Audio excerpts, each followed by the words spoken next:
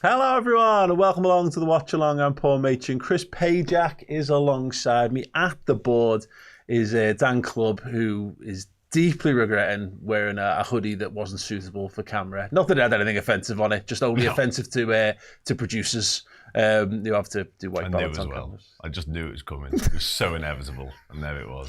You'd probably be all right with a green jumper. I normally am. No one ever mentions it either. Yeah, no. Well. Anyway. In future, Dan, you can just wear a green jumper and no one will mention anything about it. Anyway, he's here. We're all here. Thank you so much for joining us, and a huge thanks to oosh.co.uk, our proud sponsors of the season, particularly here on the Watchalong. They've been doing a series of competition giveaways throughout the campaign. The latest one I want to draw your attention to, you got a chance to win hospitality tickets to Liverpool versus Real Madrid. Yes. For a reduced rate of $9.99 at the moment. I'm just going to quickly scan down because I'm pretty sure it's exactly the same as the other ones. But yeah, 2 tickets to see Real Madrid versus Real Madrid, easy for me to say, on the 4th of November. 2 seats together in the Brody Hospitality Lounge, seated together in the level 1 upper tier new Anfield road stand. Padded seats, oh my God. Complimentary street food, complimentary half-time drink, beer, wine or soft drink, pre- and post-match cash bar and complimentary programme, pre-match entertainment, an appearance from an LFC legend, a one-night stay in Liverpool city centre, 2-bedroom apartment, and £200 of spending money as well. Yes, all you've got to do is scan the QR code, head through to oosh.co.uk, get yourself a ticket in that draw. There's a maximum of 299 entrants as of recording right now. Only 17 people have entered into that one. So your odds are staggeringly in your favour compared to literally most other ways of procuring tickets to Anfield, particularly for Liverpool versus Real Madrid. There is talk that Trent is going to be back fit in time for that one as well. It looked like he was going to be totally ruled out a couple of weeks ago, so that is going to be tasty. there are a lot of people who really want him to play because there are a lot of people who felt cheated out of not booing him last time around because he was wearing a Liverpool shirt. Yeah. And now they're ready. Fine, I won't boo him because he's technically our player. Yeah. But when he's not our player... Oh, we're going big booze. Yeah. Big booze. Well, I kind of want... I mean, this is getting ahead of us. We'll do this in a few weeks, of course, but I thought the way we treated Xabi Alonso with the Bayer Leverkusen, he was like, smattering applause, Dicky team everywhere. Yeah, and they go, oh, well done, well done. What a guy. Well done, thanks. Fuck off home. Don't let the door hit you in the ass on the way out. Yeah. Right, I believe the team is out. That was quick. Let's head over to Dan Clubb and see what he's managed to piece together. No, absolutely not. Not in that short space of time. Can we pad just a little bit longer? Steve would have been able to do that. Steve would have had it already. Steve would have definitely done that. Bell him quick. I mean, McAllister's in, but no Flavian Wirtz, isn't it? That's what we're doing. Yeah. No Flavian Wirtz and McAllister in. And let's see what else we've got. I'll deal with that in a second. No, let's just let him handle this live on air. Let's not do that. This is why we have movable pieces. This fucking movement towards having the team up before it comes out is horseshit, and you all know it at home as well. We miss the frantic padding and panicking of getting teams up. Get him back on the screen. I think make him sweat. Make him sweat. He needs to. He's got no hoodie. I think we're good. Are we? The bench. Are you sure? Yeah, I'm pretty happy. Okay. He's got his Woodman card. I'm lying. Where's Federico Chiesa and who's he in place of? No Ngamoa, is there? Okay, no Ngamoa. Oh, wow. Yeah, Federico Chiesa I need. The tables have turned, Rio. There you are. Chiesa in, Rio out for once. That is us. Done. Can I do it now? Yeah, you can do it, mate. Let's do it. Georgie Mamdashvili deputising for Alisson Becker, of course. Right back, Conor Bradley, Ibu Konate, Virgil van Dijk, Milos Kerkez. Midfield 3 of Gravenberg, McAllister, Domzabozlai, but not in that order, probably more in that order, which leaves us a front 3 of Mohamed Salah, Alexander Isak, Cody Gakpo, and a bench of Freddie Woodman, Andy Robertson, Joe Gomez, Jamie Frimpong, Wataru Endo, Federico Chiesa, Curtis Jones, Flavian Wirtz, and Hugo Ekitike. Very nice indeed. That was very countdown, Dan. I really like that. That was really, really well done. Thanks. Hugo. Right, Chris, should we go from back to front really on this one? Obviously, Mamardashvili, we knew he was going to be starting this one. We're about to find out how good a goalkeeper we've bought, and not definitively. But like, if you want to talk about having lingering anxieties over anything, and there are plenty of things that have reared their heads up over the last week or so. Mate, there are things that have reared their head in the last 10 minutes. 10 minutes ago, Van Dijk was out in this game in WhatsApp groups all up and down the country and around the world. And now Van Dijk's in. Fine. So we're okay there. Yep. Because there was a world where I was thinking we're going into this without a goalkeeper, with Canate and Joe Gomez as our centre-halves. And without a goalkeeper? Well, no, without our goalkeeper. Without our goalkeeper, you know what I mean? So yeah, I'm in a much better place than I was 10 minutes ago when I found out that Van Dijk was going to be in. Mamardashvili, I quite like the look of him, to be honest with you. And listen, you know, we all knew what Caoimhín Kelleher did for us last season and the season before. And the season before that, in all of the seasons where Alisson misses 10 games, which is all of the seasons, Caoimhín Kelleher has done a fantastic job. And before him, we even had another goalkeeper called Adrian who helped us to win the league when he was out. So is Mamardashvili going to be that guy where he's going to come in and he's going to put in strong performances? We're going to find out today. You know what I need him to be? That. Just that. Be that. Like, I've got high hopes for him. I think he's got, you know, he looks to have the things that you want in a modern goalkeeper. How do you feel about left-footed goalkeepers? All goalkeepers are left-footed. Like, okay. It's stunning. I mean, Alisson's not. You know, in a wider point, as a percentage of professional top-level goalkeepers, the skew towards left-footed is mad than anything else. Over 50%? No, but it's like, is it like 25% of the population? Oh no, it's less than that. It's like 1 in 25, whatever. It's not as prevalent as it is in terms of goalkeeping. But anyway, I like it. Obviously, big fan of left-footed, left-handed. Solidarity, brothers and sisters. But look, he might be brilliant, but I don't need him to be the finished article today. I need him to not be shit. I need him to not make stupid mistakes, because if he makes stupid mistakes, then it's going to be a fucking long old, time out. I think you're right. We better hope that he's good at one-on-ones, because Liverpool this season are conceding a hell of a lot of one-on-ones, but he's big and he's clearly a good shot stopper. I don't actually know what he is like in terms of the one-on-ones and stuff, and actually sort of coming out and, you know, making himself big and taking control of his penalty area. You know what he's good at from what I saw? Get your take on this, Dan. He's great at claiming crosses, which I'm not great at saying, but he's great at doing, because he's fucking massive. Yeah, and you want that, don't you? You want your keeper to come out, especially when we have been somewhat vulnerable from set pieces in recent weeks, and that's an understatement, by the way. But if your keeper can just come and clear a few bodies out of the way and claim it and sort of settle everything around you, that's a massive, massive help and a massive bonus. And I think early doors, there will be a little bit of pressure on him. He'll want to do his first few things right, as you always do. But I agree with your sentiment there, Paul. No clangers, just a pretty, understated, almost like we don't have to speak about him after the match would be lovely. Yeah. But I'm a big, big fan of his. I think Liverpool are clearly got very high hopes in terms of being the successor to Alisson Becker, so he's clearly a talent, and he's also quite experienced. Like, he's been playing La Liga for a prolonged period, obviously Georgian international as well, so there shouldn't be much in the way of like nerves ahead of this one for him. So I'm confident we'll get a decent Mamardashvili performance. Kerkez, Chris, a little surprised to see him start again. The manager seems to really like him, and that's absolutely fine. He's bought him as the left back, hasn't he? I suppose that's up to the manager. He needs to get into form quickly for me. I would have quite happily seen Andy Robertson, as said on the podcast this week. I would have been made up to see Andy Robertson play left back. Kerkez and Gakpo, I just saw someone talking about it in the comments section. It's about their lack of understanding. They need to sort of get one, but I don't know whether this might suit Kerkez a little bit more, because the midfield is a little bit more last season for me, and so are we going to see a little bit more Kerkez further forwards in the areas of the pitch that he probably wants to be in.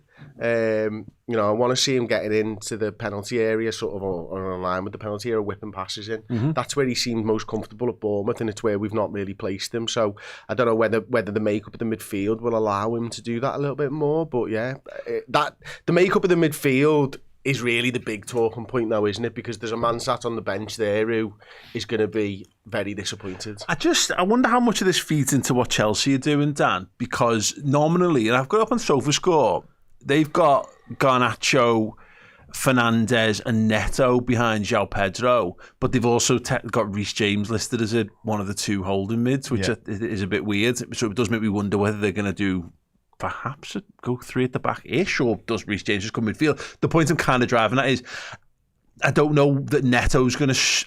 Is Neto going to stretch Kerkez the way that like a normal winger would, or what do you think? I think he's capable of it. Yeah, I do. I think he definitely is capable of it. And Reece James, for what it's worth, I think I'm right in saying, has played a couple of games of late in midfield, so it wouldn't shock me whatsoever if that was their plan. But yeah, I think Neto or Garnacho, whoever ends up over that side, do have enough about them to cause Kerkez problems defensively. And Chris's point is absolutely spot on. I think he'd rather be in the final third in an attacking sense, but he hasn't really had much scope or opportunity to do that yet. And when he has, I don't think he set the world alight either. It's been defensively where I think it's been a bit... Yeah, not quite as we expected for him to start a life at Liverpool. And I thought he was going to be Andy Robertson today. I had Andy Robertson on the board prior to going live. It just felt like a natural thing. Certainly when Kerkez played in midweek, and it felt like that might have been Robertson's sort of role for the campaign. But he needs a big game today. A lot of them do, don't get me wrong, but I think there's a lot of spotlight on Milos Kerkez today. And he's going to be put under it a little bit, because I think whilst Chelsea have got some injuries, suspensions, from an attacking sense, that's there or thereabouts for them. It really is. And they're wingers that can cause problems. Yeah, we touched upon the midfield structure there, Chris. It is, as you would say, I think we did this a couple of weeks ago. Was it Derby? We started that midfield. On the bench, now, it isn't strictly, I think structure-wise, it wasn't that. It looked like it on paper, but then wasn't in terms of how we lined up. What would you expect from the way the midfield will play today, given the personnel that's in there? I'm looking at the Chelsea midfield, and I'm looking at Enzo Fernandez and where he's going to be, because I think his job is to sort of mark Gravenberch in Liverpool's build-up phase.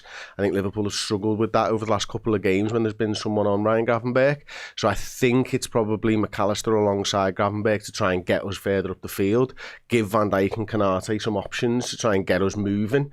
I don't know what we're going to see out of Szoboszlai, whether we're going to see last season's Szoboszlai or not. Is it 8 Szoboszlai? Or is it the Szoboszlai that plays with Mo Salah, or is it him doing what we want Bert to do? When we played Everton, there was a lot of rotation between the 3 of them, wasn't there? So it's a question of whether we're going to see that a little bit more or not.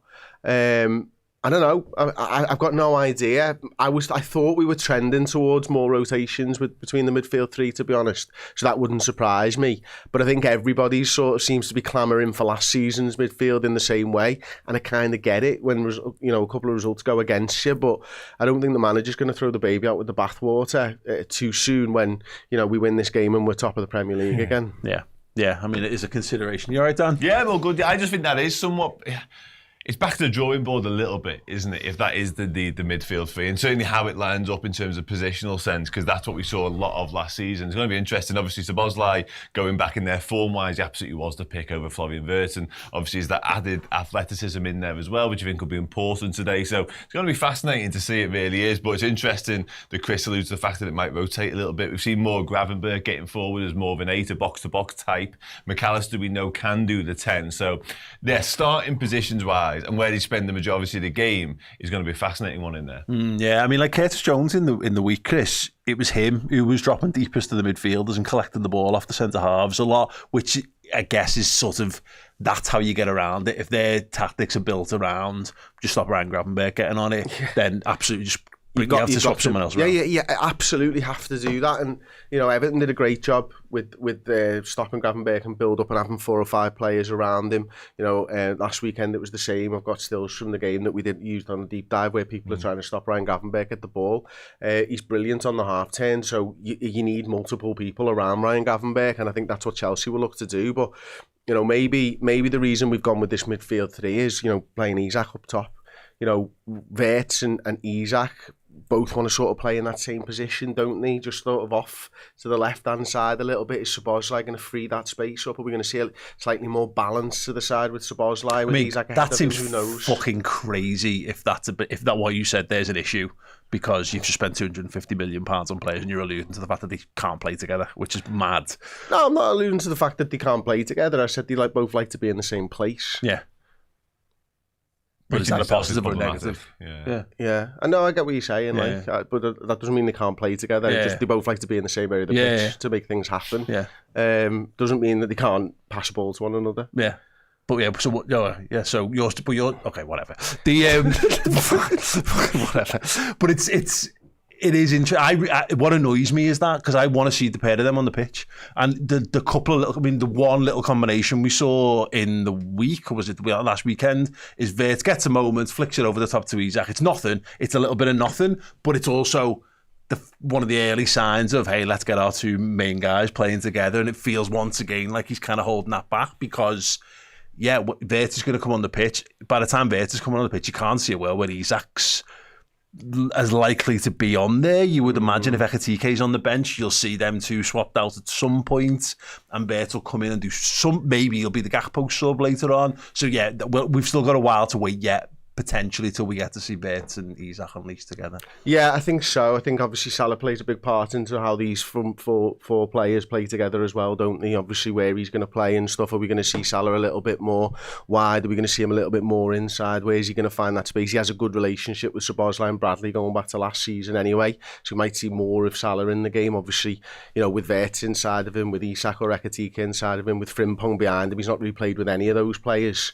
So maybe we see a little bit more Salah in the build-up as well as Liverpool sort of progress the ball further up the field today. Yeah, I just want to see, again, on the Mo thing, Dan, he just needs players to play football with. And I just feel like every time Salah's had a half-decent game, he's had lads around him. We saw this last weekend, is that he had, it was weird because everyone was saying, it's a 4-2-2-2-2. Salah played in basically exactly the same position. He was the widest man on the right and had no one to pass to until Bradley got up and played with him. We then switched it so Szoboszlai came in, but we effectively lost that attacking 8 to go and play with him as well. We should have that today. There should be enough bodies if and when we need them to get up around Gakpo, to get around Isak and to get around Mo Salah. And we're going to need that from Mo because until we give him support, it feels like we're going to hang him out to dry. No, absolutely that. And if nothing else, there's a familiarity with that team today, isn't there, around Mo Salah? As you say, he's played a lot with these lads, obviously Szoboszlai and Bradley. That was a triangle at times last season. Obviously, it was predominantly Trent. But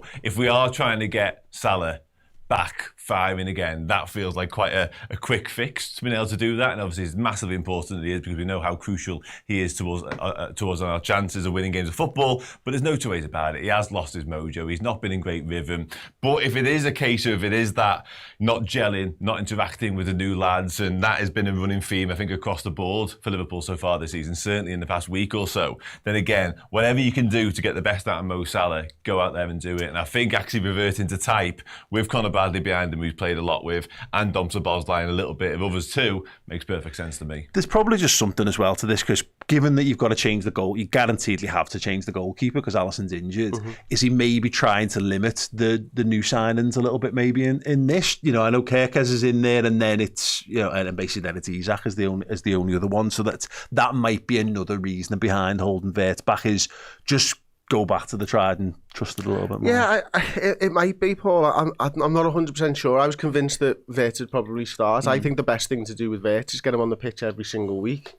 I think you've said it before. You've spent £160 million on him, mate. You know what I mean? This is a guy that if you bought him to run your team through him, you want the team to run through him, and you've got to give him time. I mean, he's probably started 6 or 7 games now, Verts, maybe. Obviously had the Everton game off, this game off. It's not a lot of time. I was trying to say this on the deep dive this week to Josh. I think that, we kind of forget that this lad's 22 years old. Like, just because he cost £116 million, when, you're 22 years old, you're going into a new country for the first time, you're going into a team of league winners who are obviously all very, very good players. It's very difficult, I think, just because somebody costs so much doesn't solve the issues of uprooting your entire life, does it? So maybe the manager's just taken a bit more of a conservative view. We are not trying to ruin Florian Wirtz. Florian Wirtz was signed 6-year deal. 5-year deal. Who was signed on a 6? There was a couple of them, wasn't it? Ekitike. Yeah, these guys are signed for 5 or 6 years. They have to work. You can ruin it in the first year. You don't want to ruin it. Yeah. So are you just taking it a little bit slow, give them a little bit more time? You're going into an international break.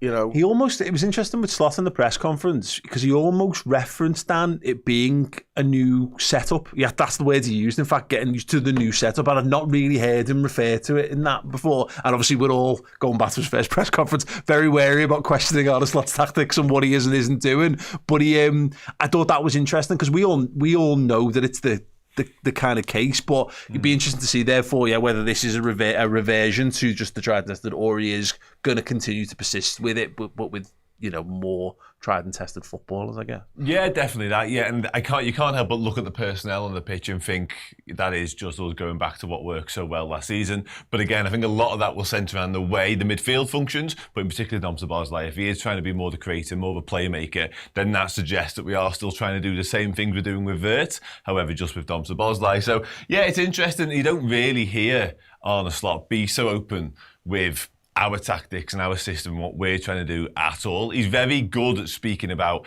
I think, obviously, opposition's tactics, and just he's very open with his conversations, I think, in press conference. When it comes to actually sort of nailing his colours to the mast about what we've changed and what we're doing, he doesn't tend to do that. So it was quite revealing, I thought. He spent a lot of time saying, could people just stop playing defensively against us, which is like, okay, mate, it's cool, all the best. Good luck. All the best with that one. You can try champions. Yeah. He's big on set pieces as well at the minute. He's got a real sort of axe to grind with people doing set pieces stuff. He's not happy. Well, he's got an axe to grind with the fact that we're not scoring from them, and he was made a big point of like, no, we're quite good at them, but we just haven't scored from them. Can't think he's putting it past the post rather than in between the posts. Yeah. We had a couple of super chats. LFC Mania says Gakpo need to get to byline more like Diaz did. 100% completely agree with that one. Even because if it's the old school Jamie Carragher, just 11 times go inside and save that one till the 85th minute. Absolutely, yeah. Love that. Yeah, definitely. And Knocky Knock says, back to basics today. Sometimes you have to take a small step back to make a giant leap forward. Yeah, I mean, I guess it took PSG half a season to really click into gear last year, and then everyone was talking about them being this irresistible attacking force. It does get over. I thought your point was excellent on Wirtz, Chris, that he's carrying a weight, and maybe he's not carrying, but we are, of everyone's desperate for him to be shit, and everyone's desperate for Isak to be shit as well because of the money spent. When you say everyone, I assume you're talking about opposition fans. Yeah, outside of the bubble, and even then, people are weirdos, aren't they? But I think, and you've also got this new school level of analysis where people are seemingly trying to be fair instead of being biased towards your players like he meant to be. So yeah, there's a lot more pressure on Bert, and it will come on Isak if he doesn't, start to score goals on the regular for us as well. But the Vert stuff is, everything he said is absolutely spot on. We forget that he's 22.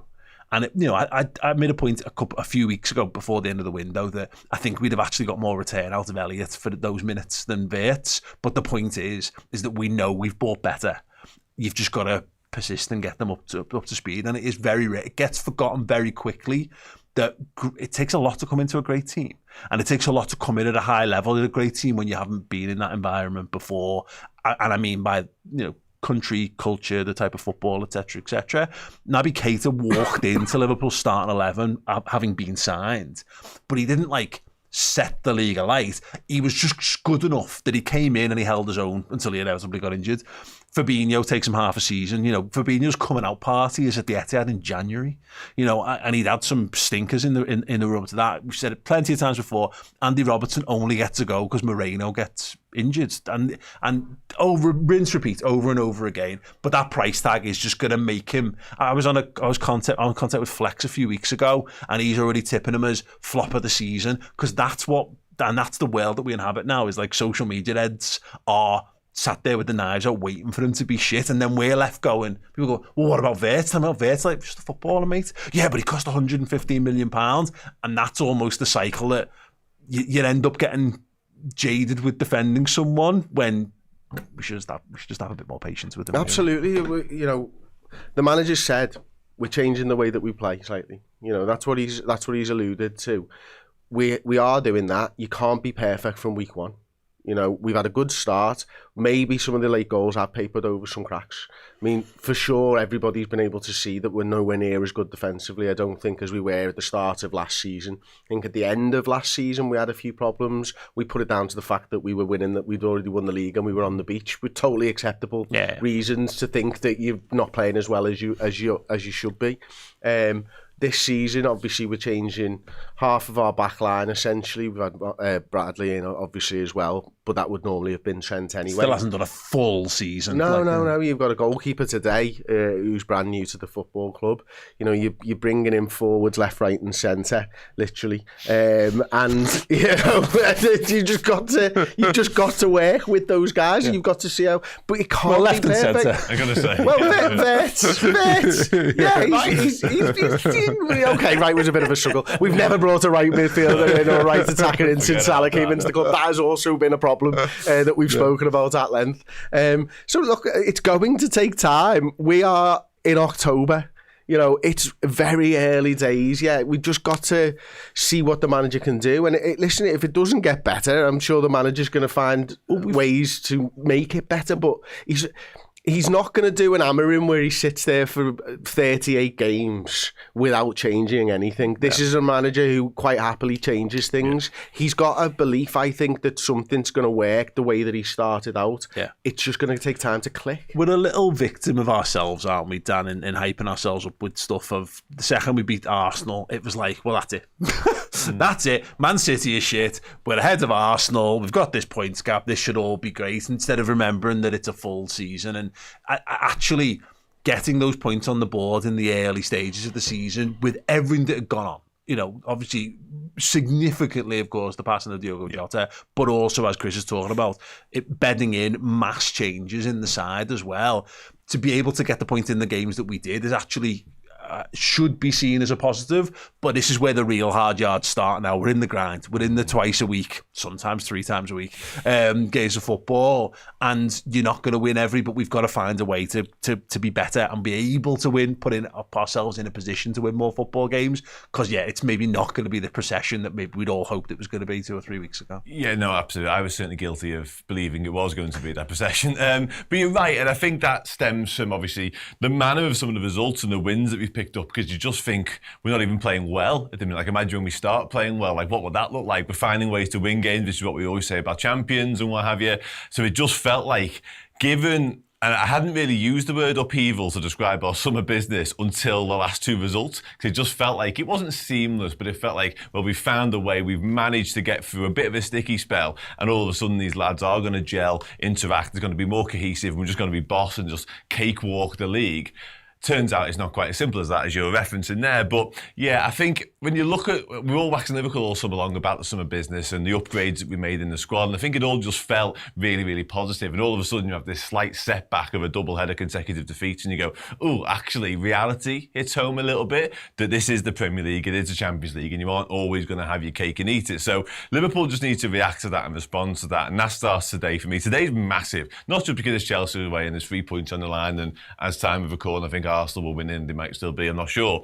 But 2, okay. Ahead of the international break, it's absolutely pivotal that we get a feel-good factor going. I said to Chris earlier on, like, not just from a points and a squad standpoint, but from a fan standpoint, because everyone's questioning everyone, the knives are out a little bit, everyone's a critic at the minute. Win today and that's all forgotten about. We can have a lovely 2 weeks off. Yeah, absolutely.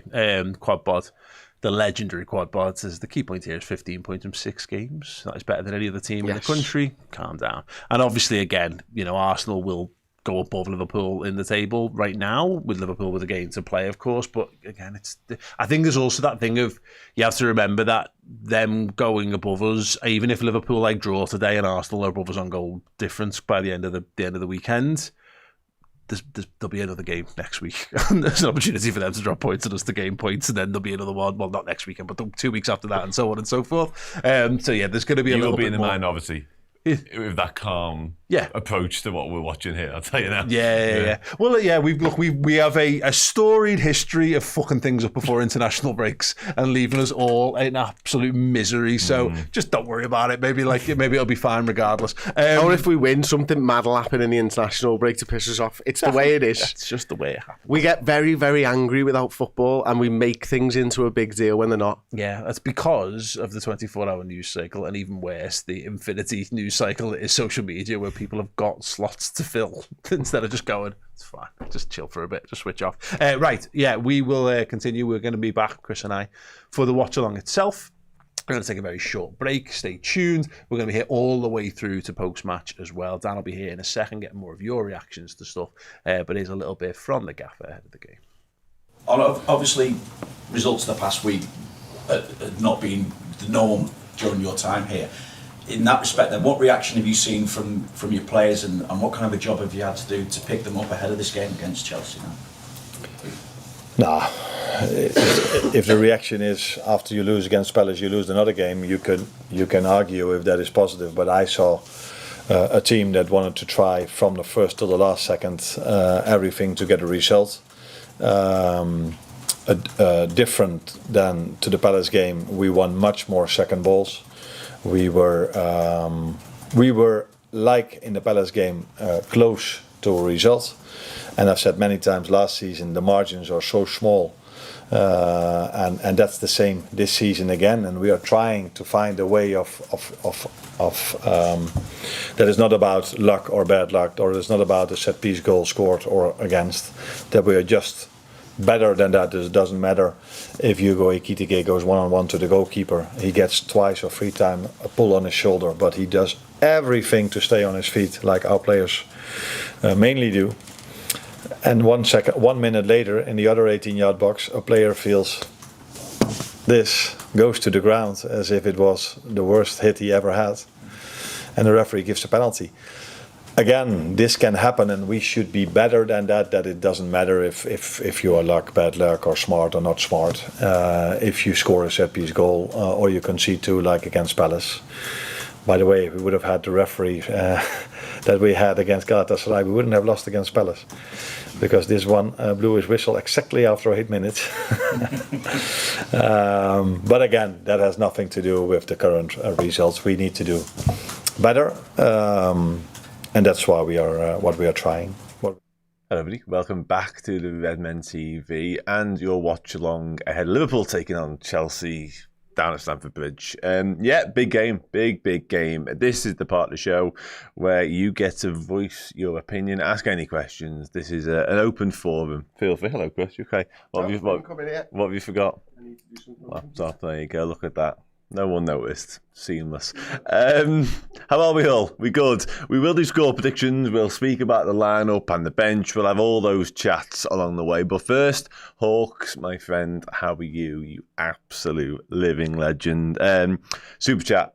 Wonderful. Thank you so much. Appreciated. I have no worries about Wirtz. He's shown in games, he has all the tools. He just needs time for the team to click around him. We have several players who need some time. Looking forward to the hammerings we'll dish out later in the season. Yeah, here for that one. It's interesting, the Wirtz stuff. And listen, I'm inclined to agree. I'm also guilty of occasionally saying, let's just say it how it is, he hasn't played very well, because I think we've seen a lot of sort of mental gymnastics going on, and I've seen glimpses, as you referenced there, he's got all the tools. I agree, clearly he has. We've seen it by Leverkusen and indeed the Germany shirt. He's clearly a world-class footballer, and we have seen fleeting moments in Liverpool shirt. However, has it lived up to all our expectations? No, and I think it's fine to say that as well. Like, you can sometimes just say, he hasn't played very well, has he? No, not really. Especially for not so much the price tag, but the player we thought was arriving, this genius, playmaker, creator, output merchant, all the rest of it, hasn't really happened for him yet. But yet, in my opinion, is the key word there, and it will come in time. And as you rightly reference as well, there's a few who I think are just getting used to one another, but when it clicks, my word, we're in for a treat. Yusuf, appreciate all the work, guys. Appreciate you. On Wirtz, he thrives in tiny margins, even smaller in the Prem. Needs time to find space in the margin. Yeah, it's a good point, and I think he has if there's an area he has struggled, I think he spoke quite openly about it as well, it is the lack of time you get on the ball and just how quickly you're pressed and put under pressure, and the intensity of the league and the physicality of the league as well a little bit. I don't think it's a huge problem for him. I just think it's been a bit of an adaptation, a bit of an eye-opener. Actually, I don't think it's something he won't get to grips with and he won't be able to deal with in the fullness of time. I just think he will have been told and he will have watched and he will have experienced just how intense the Premier League is a little bit. But then when you're actually in the midst of it and you're playing Bournemouth, who are, very good, but not one of the elite sides, and they're all over you like a rash, that might take a little bit of getting used to, and I think that's what we're seeing from Florian Wirtz. But again, all in good time. All in good time. Right, let's dive in to the chat itself, shall we? Thanks very much for both super chats as well, by the way, and big up you. So, NJ says, do I reckon this is our most balanced lineup? I think, yeah, it probably is. Certainly, when it comes to form, I've said earlier on, I would like Andy Robertson to have started this game personally. But yeah, I think it's hard to argue that this is on paper as balanced as we look, because you've got the dual functionality of Conor Bradley, very conventional, very, very good right back, equally impressive defensively and in an attacking sense. Whereas I think if you went with Frimpong, you'd have to argue that his attacking ability was probably where his prowess lay. So Bosley, McAllister, Gravenberch midfield, again, come back to that. It's hard to argue right now that isn't as balanced as we get in there, especially given what he was able to do last season for the most part when it was that free for the majority. Up top, Salah obviously, Alexander Isak, somewhat obviously as well. Certainly with him getting fitter and fitter all the time. I think he is our chosen 9, and obviously what happened over the summer suggests that as well. And Cody Gakpo on the left, hard to argue there as well for me. I know there are options. Obviously Florian Wirtz has played a little bit over there. Ekitike has been spoken about as a potential option too, but ultimately he's the natural. He is the player that's played there most of all. That's where he sort of arrived at a football club playing. And he never really took to the number 9 stuff, the false 9 stuff, the Bobby Firmino 2.0 thing. So yeah, it feels like that to me. It really does. And again, I come back to it. Robertson over Kerkez might have aided that conversation slightly, certainly based on form. But yeah, I think you're right. I think that is our go-to balanced lineup right now. And bench-wise, it's interesting how there's no Ryan Gamoa today. And I made the point earlier on that potentially it's obviously, in terms of seniority, in terms of form and quality, you could argue Chiesa is a smarter pick anyway and the wiser choice. However, I do wonder whether there's a little bit of going back to Chelsea and Stamford Bridge at play here, and had we even needed to introduce Ngamo at any point, the reception wouldn't have been particularly kind, I don't think, given the way Liverpool got Ryan Gamoa. So maybe they've just avoided that for the time being, because he might have to face it at some point, obviously, because his likelihood is his career trajectory will mean that he plays at Stamford Bridge, but at 17, maybe you don't want to put him into that environment just yet. But yeah, that's all speculation for now. And Tom Collingwood says Fede over Gakpo for me at the minute. Yeah, quite possibly. How ready to play an hour, 70 minutes Chiesa is, you'd always have to question. And you particularly have to question it, given the fact he wasn't fit enough to travel to Istanbul in midweek. In terms of form and in terms of what they're offering up right now, you're probably right with Chiesa. But if Chiesa is only capable of playing half an hour, you just can't start the game with footy, can he? So that'd be my slight pushback and devil's advocate on that one personally. But again, I'm not overly against it. But somebody asked, honest predictions how the game will go. Listen, I'm always glass half full and super positive, as people may well have encountered. But I think I'm really pleased with that lineup. I think there's one change I would have made, and obviously, Alisson Becker being unavailable is a big problem. Of course it is, but I am really pleased with Arne Slot's choice and his selection there, because I think before the international break, I said it a minute ago, it's absolutely imperative that we get a positive result to go off the back of, and ultimately it's always crucial to engage with football anyway, regardless of calendar. But I do think he's chosen the right midfield, especially, to go out there and get the job done here. So I think we might see something more akin to and more like the sort of performance we put in. We kept beating everyone 2-0 and it was like ultra professional. We were pretty solid at the back and we just sort of kept teams at arm's length. We had that control. That was the buzzword, wasn't it? Control. All anybody used to say whenever speaking about Arne Slot's Liverpool, it contained the word control. I think we might see something more like that today. And a sharper Isak, hopefully a sharper Salah with more familiar faces around him.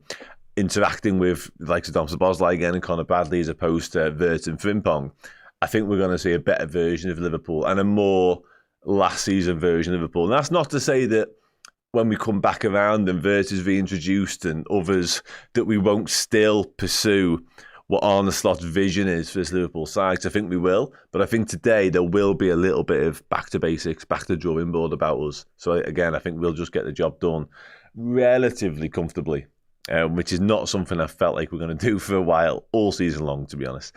Yeah, let's just see. Slot has major trust issues. Trusts Gakpo too much, doesn't trust Chiesa. I think it's given just how limited he was in terms of the lads that he used last season. He ends up using a core group of 13, maximum 14 players, really. It's hard to argue with that. And I definitely think he does have lads that he has full faith in and full belief in because they carry out certain parts of the games. Like, I don't think it's like a personality choice necessarily. I just think some lads are able to carry out the instructions and what he wants more effectively. And I think Gakpo probably is in that bracket. We haven't really seen it from Chiesa yet. Chiesa's probably earning a little bit of that trust every time he steps on a footy pitch for us because he's performing. But it's been so long in the waiting with Chiesa that maybe that ship sailed. Who knows? The more he performs and the more he gets chances, that may well change. He probably is capable of changing Arne Slot's mind, but right now, I think that's probably accurate. And it would take a hell of a lot for Chiesa to start ahead of Gakpo. A hell of a lot. I think he just made a glass. Slot doesn't want him to break. That's another thing. Looking after him is the point. It's a long season.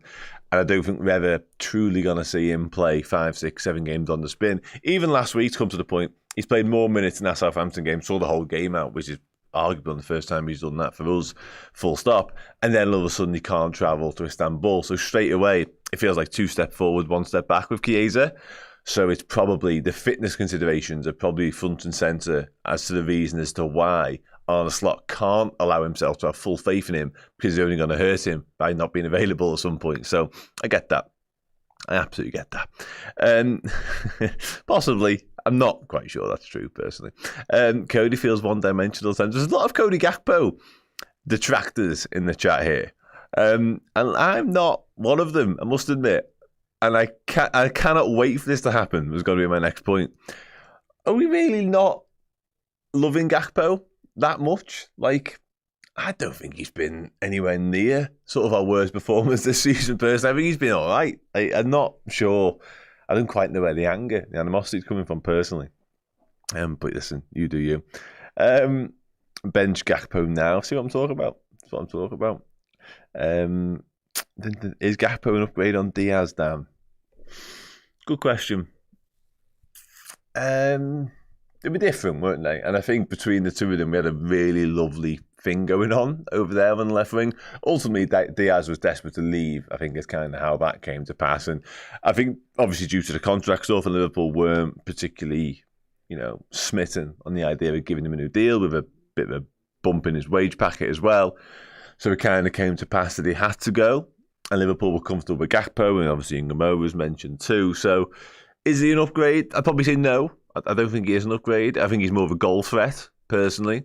I think long term, I think it would be better having Cody Gakpo for what it's worth. But yeah, Diaz carried out a very, very effective role last season, both obviously as a left winger, his natural position, and indeed as a centre forward at times. I think the centre forward experiment thing ran its course. I don't think we're ever likely to see that again. Certainly not when Isak and Ekitike come on. So the choice probably was made to move Diaz on for all the reasons. Age wasn't on his side either when it comes to the Gakpo conversation. So yeah, I'm not shocked that Liverpool have chosen to put all their eggs in the Cody Gakpo basket over the Diaz basket, personally. But I wouldn't go as far as saying an upgrade on him, no. I think they were very, very similar, offered different things, different types of wingers. But I think they were very, very close when it comes to level, personally. Form is temporary, class is permanent. That is absolutely spot on. I assume you're talking about Cody Gakpo. But Jones was boss. Curtis Jones had one of his best games in Liverpool shirts, full stop, against Chelsea last season, I thought. And that might have been a consideration when it comes to picking the starting 11. I know he's not in it, but maybe he was in the manager's mind because of that. Obviously, he's not obviously on the bench, but I'm absolutely certain we'll see some of him today as we will with Flavian Wirtz. Dan, I think maybe Gakpo cuts a little bit more than he would like, so he's kind of predictable. Yeah, I get that. And there was a comment earlier on about him getting to the byline a little bit more, maybe offering up a different problem to defenders. His natural instinct is to cut inside because, that's what he does. He's right-footed, and he wants to hog that space. He wants to do that and be effective from there. And I think it will be reliant upon Milos Kerkez to offer that natural width and maybe to get to the byline a little bit more. I feel like Kerkez has been, and we spoke about this in midweek, has been on a bit of a tight leash a little bit, and he hasn't quite been as gung-ho and as aggressive as maybe he would like personally. I think he's wary of vacating his left-back position completely and leaving obviously Van Dijk exposed or Konate exposed, whoever, especially when the right back's doing a similar thing and bombing on from his side as well. We might see a little bit less of that, and it might be a bit more you go, I go with Kerkez and Bradley today, whereas with Frimpong, his starting position is so high that Kerkez probably does feel like he needs to be a little bit withdrawn. But if he can get around with, and somebody else mentioned earlier on, the understanding relationship between him and Gakpo not quite being there yet, I think that's absolutely spot on. And another chance to work on that today. Again, we might see the best version of Gakpo the minute Kerkez knows quite how to play with him and to be that offering around the outside. But yeah, let's see. I think it'll be a 2-0 win for the mighty Reds. We need a Gakpo replacement in January, says Insanity. I think that's harsh. If Bradley scores from a Wirtz cross against Galatasaray, is he playing today? If Salah scores against Atleti from a Wirtz pass, is he starting today? Potentially.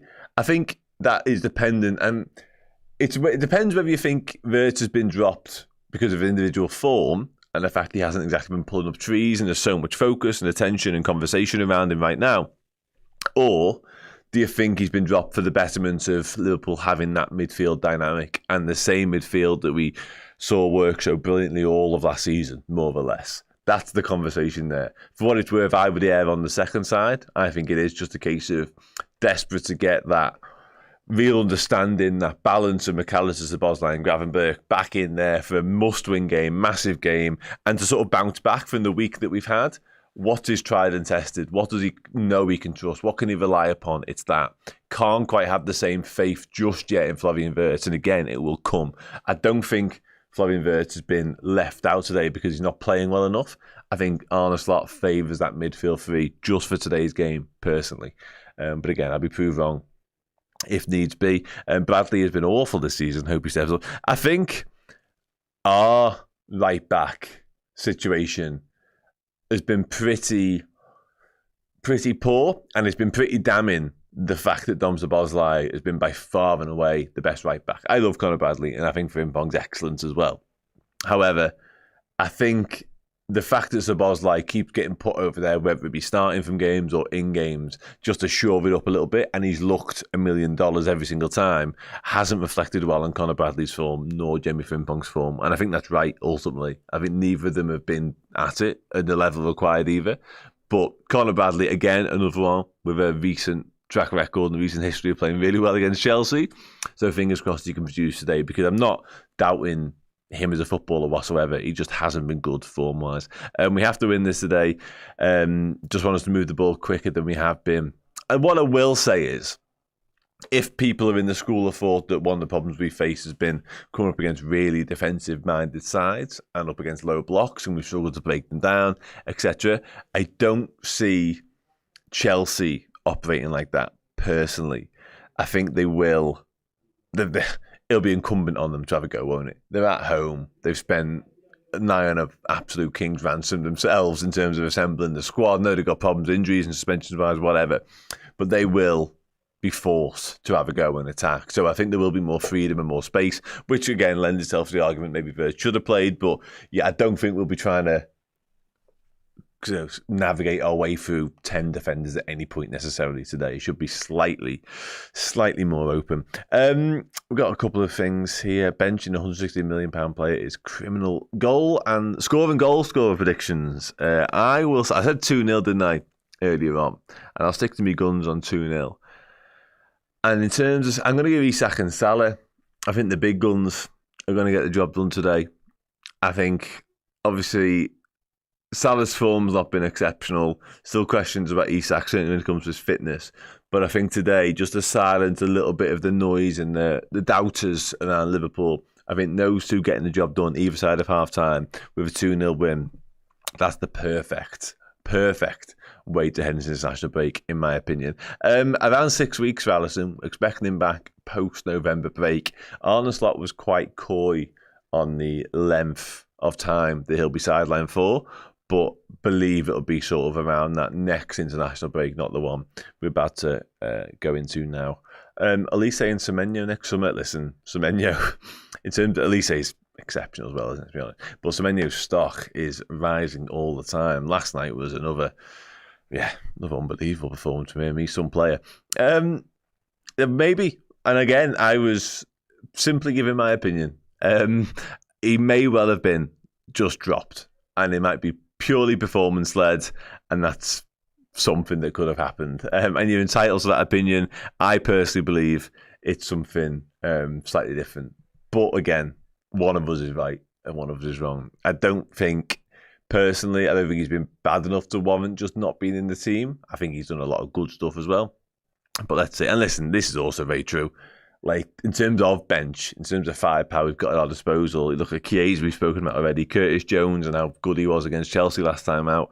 Speaking about Florian Wirtz, I know some people aren't having him, but still. And Hugo Ekitike, who's been in just remarkable form ever since he arrived. So, yeah, we're doing all right. Daniel Boyhan is not so convinced, however. Yeah, that's not true either, but you do you, my mate. Barry is saying 2-0 Liverpool, Isak and Gakpo. After the Gakpo hate that we've had in this chat, I'd be quite high up on a Gakpo goal, I must admit. Elise says I played Liverpool before they were signing when they signed it.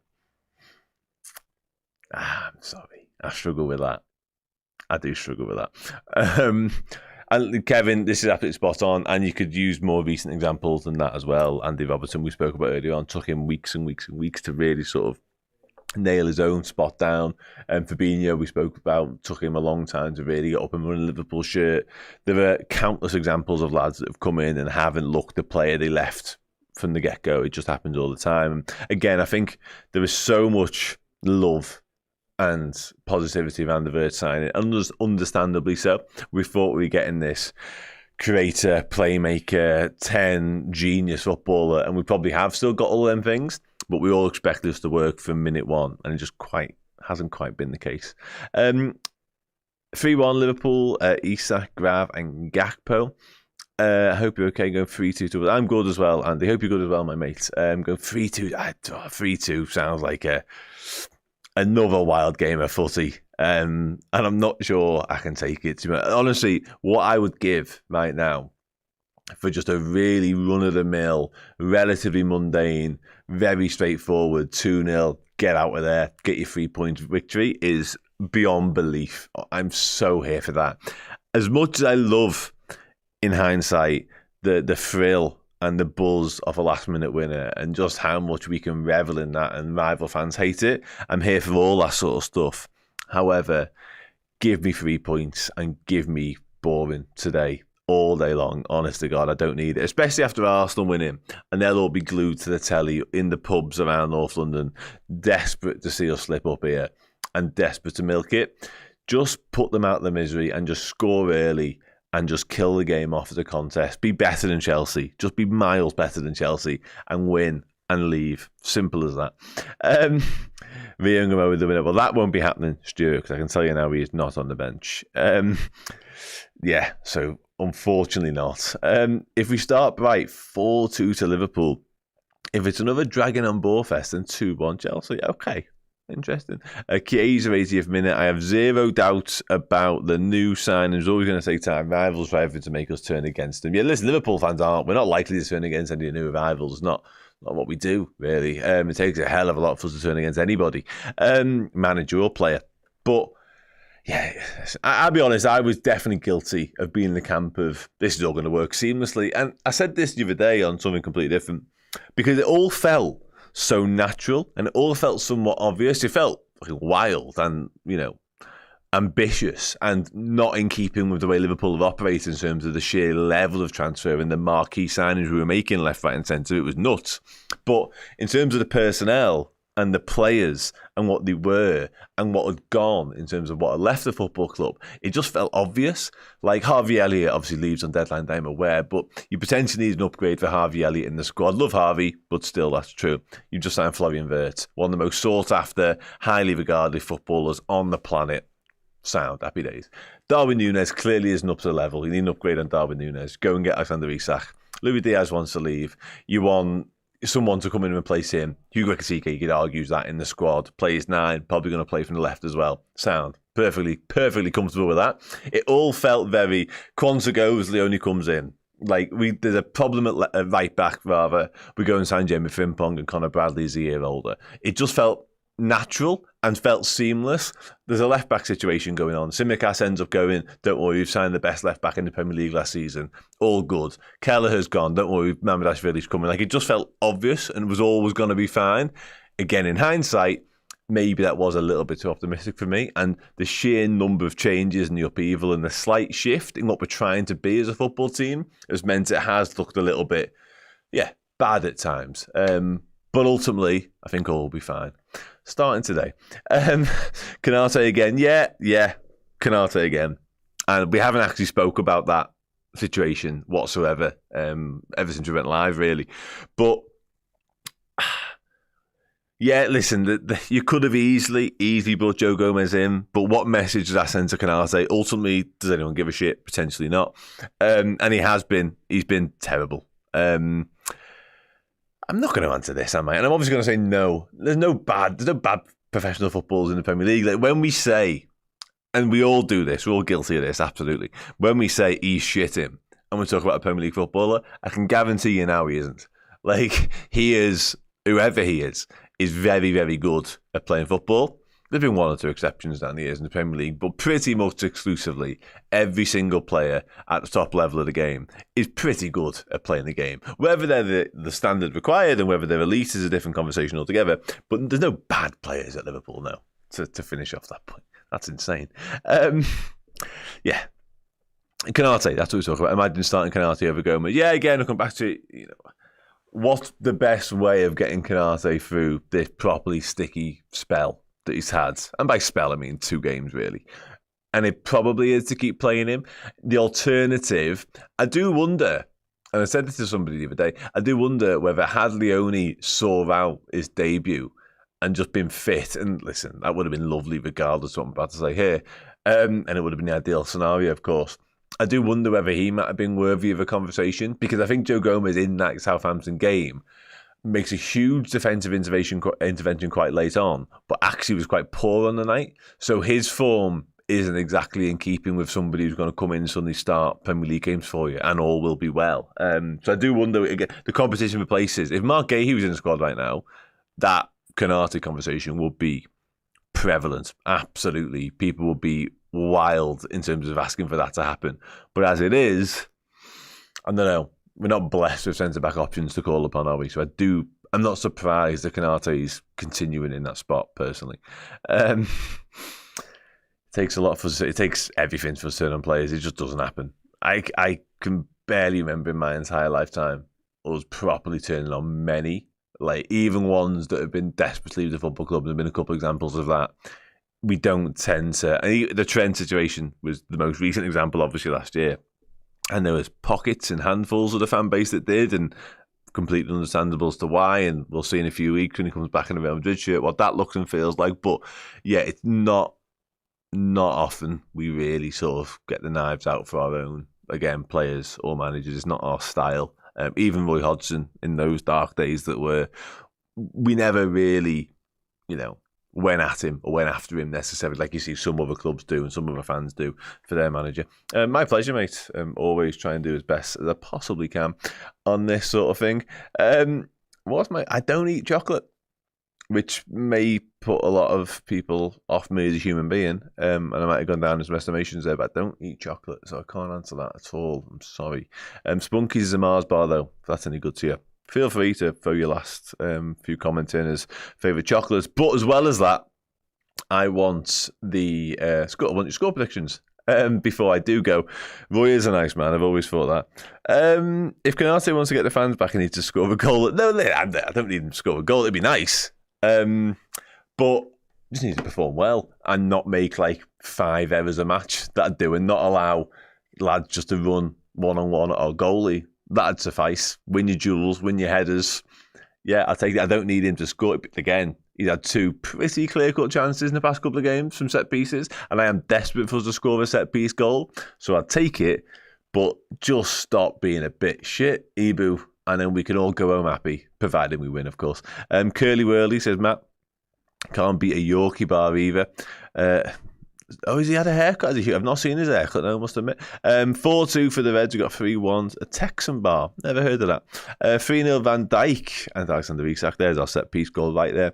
3-1 to us after a rocky start. Another chocolate bar reference. Nicely done. I'm going 2-1 to the Mamardashvili to assist Salah. Okay.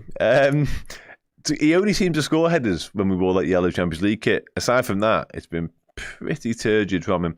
Snickers and 2-1 to us, Salah and Isak. Not a particularly nuts suggestion there. Let's go, Reg. Never walk alone. Keep it positive. I'd settle for a clean sheet. Don't eat chocolate either. Dom, Isak, that makes 2 of us. And we finally agree on something, Dan, as well. Dom, Isak and Salah to score 3-1. Drifter bar, crunchy. Love to see Isak get a goal today. Yes. Thank you very much. Sound. I've got to be somebody's, I suppose. Appreciate that. I'm not much to look up to be honest. But, you know, I'm not showing the man for that either, if I'm being really honest. 2-0, Dalglish and Gerrard. Listen, stranger things have happened. Have they? Just back from Crete this morning. The weather here is shite. Yeah, it's very windy. Very windy. Storm Amy, I think, I've been told by a few people. Where's Rio? Rio is not on the bench. He's not part of the matchday squad whatsoever.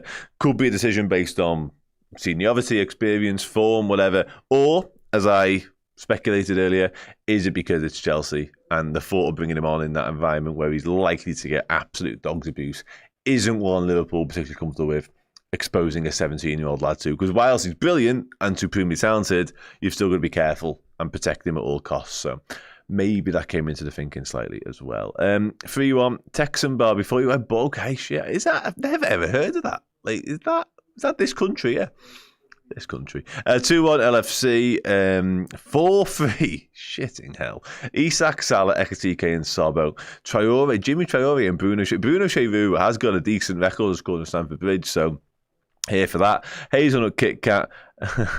Stop it. 2-0, Brian Kettle and Richard Money. Now we're talking. And we're down 2-0 and out, says Spunky. Thank you very much, Spunky. Don't mind Storm Amy. Storm Alex is about to hit London. Come on, Reds. You'll never walk alone. That's Arne Slot's sign off in the dressing room. That is right there. Put it up on the wall, my mate. Nutella spread. Is it true? That is the first time I've seen that. And I sincerely hope not. I have no time for that rumour whatsoever. Hopefully that's like the Van Dijk not starting rumour, and it turned out to be utter nonsense. Yeah, not one I've ever come across that, I must admit. Isak hat-trick against these defenders. Very dismissive of Chelsea's backline there. I like it. Hopefully Alexander Isak can be as equally dismissive. 3-1 with Vert and Isak to get off the mark in the league. Honestly, there's so many different storylines and subplots and narratives around why I want a number of these lads to come up with the goods today. All the question marks about Cody Gakpo earlier on, and obviously Salah not quite being in form, Isak and the price tag and the spotlight that's on him, Verts off the bench and everyone talk about him and how negative that's all been. Honestly, there's countless. Ibu Konate from a set piece would be fucking brilliant as well. Like, there's 5 or 6 lads there that will be shutting up a lot of people if they score today, and I love that. And hopefully they can all deliver, because that means we win 5 or 6-0, which is fine. Russ Billington, £7 Kit Kat in London hotels. Good God, get out of there. London, mate. Who's on the bench? On the bench is Freddie Woodman, Andy Robertson, Joe Gomez, Jamie Frimpong, Wataru Endo, Federico Chiesa, Curtis Jones, Flavian Wirtz, and Hugo Ekitike. And with that, and 1-0 Stigging of Bjornaby, I'm going to love you all and leave you all. And because Chris has just wandered back into the room to tell me that he is ready to re-enter the building. Just before I do, I'll quickly wrap up a couple of super chats. Yeah, we've done that one. That's fine. All good. Joshua Davis says, Verts is 22 and in a new country. From all accounts, a nice kid and amazing player. People forget he's a human being. He will be great and needs support. Absolutely 100% agree with that. And finally, I just don't have a good feeling about this. It's like there ain't no star, 1 goal either way. Well, that's a nice positive way to end things, wasn't it? 2-0 Liverpool. I love you all. I'll leave you all. Goodbye for now. Let's talk about Liverpool. Very rare we have to have this conversation, but well, I say this, that's a complete lie.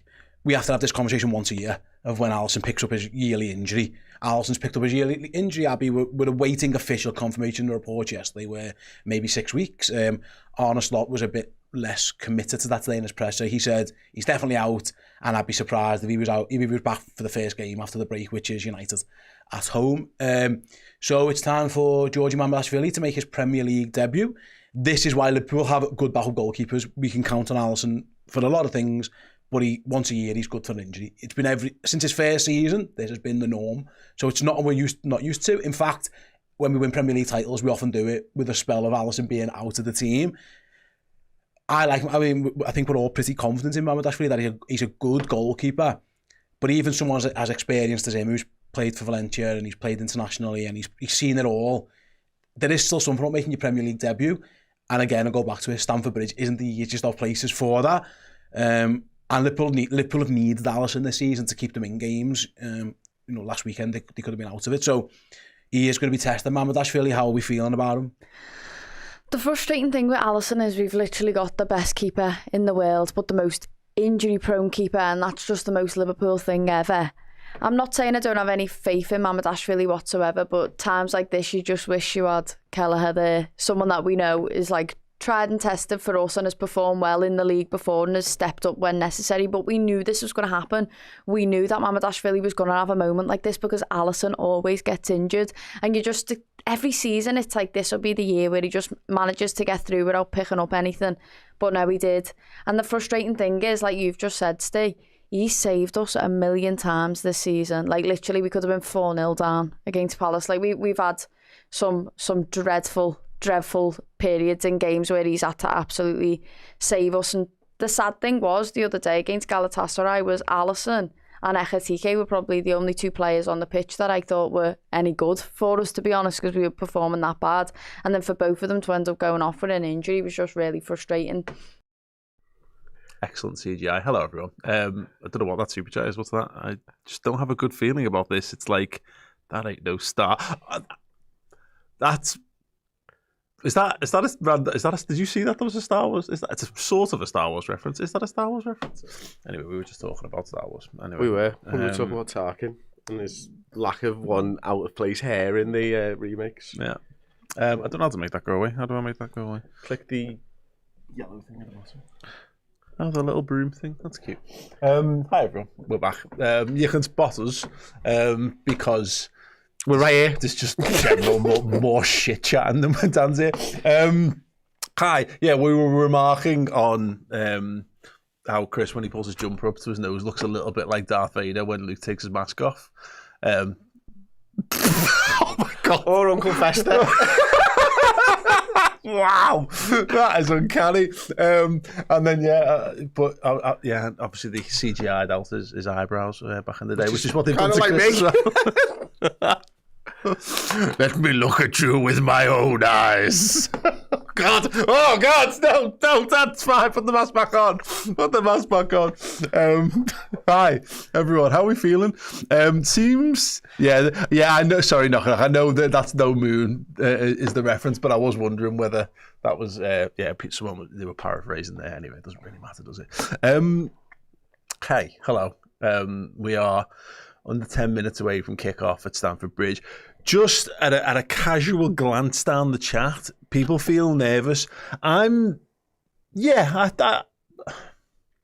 just can't be arsed with it all feeling like it's totally fucked forever. Look, listen, there's plenty of time for that. Yeah. There's plenty of time for that. Like, if we lose again today, don't get me wrong, I'm over the edge of this desk. Yeah.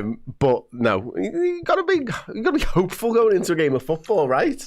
Yeah. Got to be hopeful. We're the Premier League champions. Yeah. We've had a bad week. Yeah, dust yourself off, crack on. Go and win the game of football.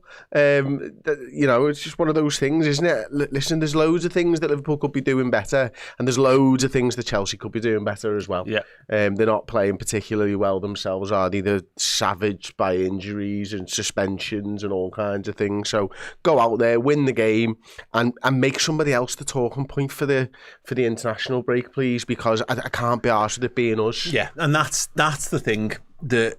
It's ever more prevalent now that I remember this more from the Ball Street Social Club days when it was a bit more like up in the air who was going to finish in the top four. There wasn't like one runaway team at that point. Man United, people haven't realised that Man United were done just yet. City hadn't quite become the force yet. It was like Guardiola's first season around that time. I'm thinking, well, he's like Fraudiola and all that kind of stuff because he's not doing it. Leicester winning the league. But every week there was a team that was the one that was on the receiving end. They were the ones banter. missing out. And it was sort of like that because the realisation I had from watching the game at home in the week was I think people just look... I know why Arsenal fans think that everyone's got it in for them. And it's because everyone hates Arsenal and most people hate Liverpool as well. So there is always that little air of, isn't this fucking brilliant when it's not going really well for Liverpool? And Man United had exactly the same thing when they were good many, many, many moons ago. So yeah, it's just kind of one of those things. That's the thing I can't be fucked with. So that's why I need Liverpool to win, just in general, as always, for a base level of happiness.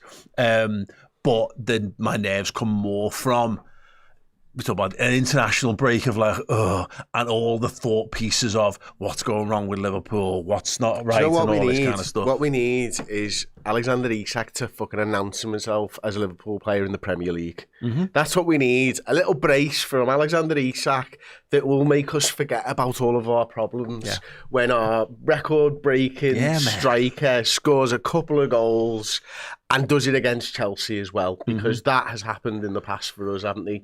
Players, Torres announced himself against Chelsea all those years ago. If Isak could do that today and just allay our fears about the defence and Liverpool on the transition and all the boring stuff that goes with that, just score a couple of goals, Isak, and everyone will bounce into the international break, will be top of the league, and we'll be absolutely buzzing. Yeah, see Jeremy Frimpong and Cole Palmer having a little cuddle on the touchline there. Yeah. Hate to see it. Yeah. Hate to see it. I know. Whatever, just like, no. Whatever.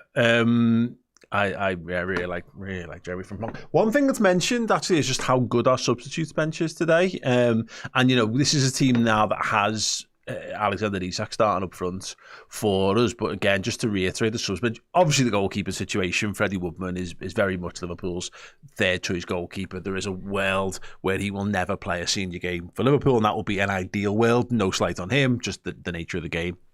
But Gomez and Robertson, you got two and Wantaro Endo, you got three very, very experienced footballers. There, for game state, hopefully you won't need the introduction of Gomez, but he's there if needs be. Same to go with Wantaro Endo. If you're looking to see, if you see in Wantaro Endo, as we said this before, it means everything's gone quite well. Maybe not stupendously well, but reasonably well. We're in the lead. Yeah, we're in the lead. Yeah. He's not like there's scenarios where Endo's come on and I am bricking it, because it's the last five. It's never like, oh, this is it. We've pissed this. We're not behind. No time. Yeah. He's never coming on when you're losing. There's no point in bringing him on when you're like 5-0 up. He's going to come on if there's a 1-0 lead a 1-goal lead to defend. But then beyond that, Jeremy Frimpong, who we saw a little bit of in the attacking positions recently as well. Curtis Jones, Florian Wirtz, Federico Chiesa, and Hugo Ekitike. That is great. It's a great bench. It is a great bench. I would like us not to be totally reliant upon it, but also, again, this is where we're at. It's very, very healthy to have that kind of thing. Something Dan posited off air after we were going through the team before.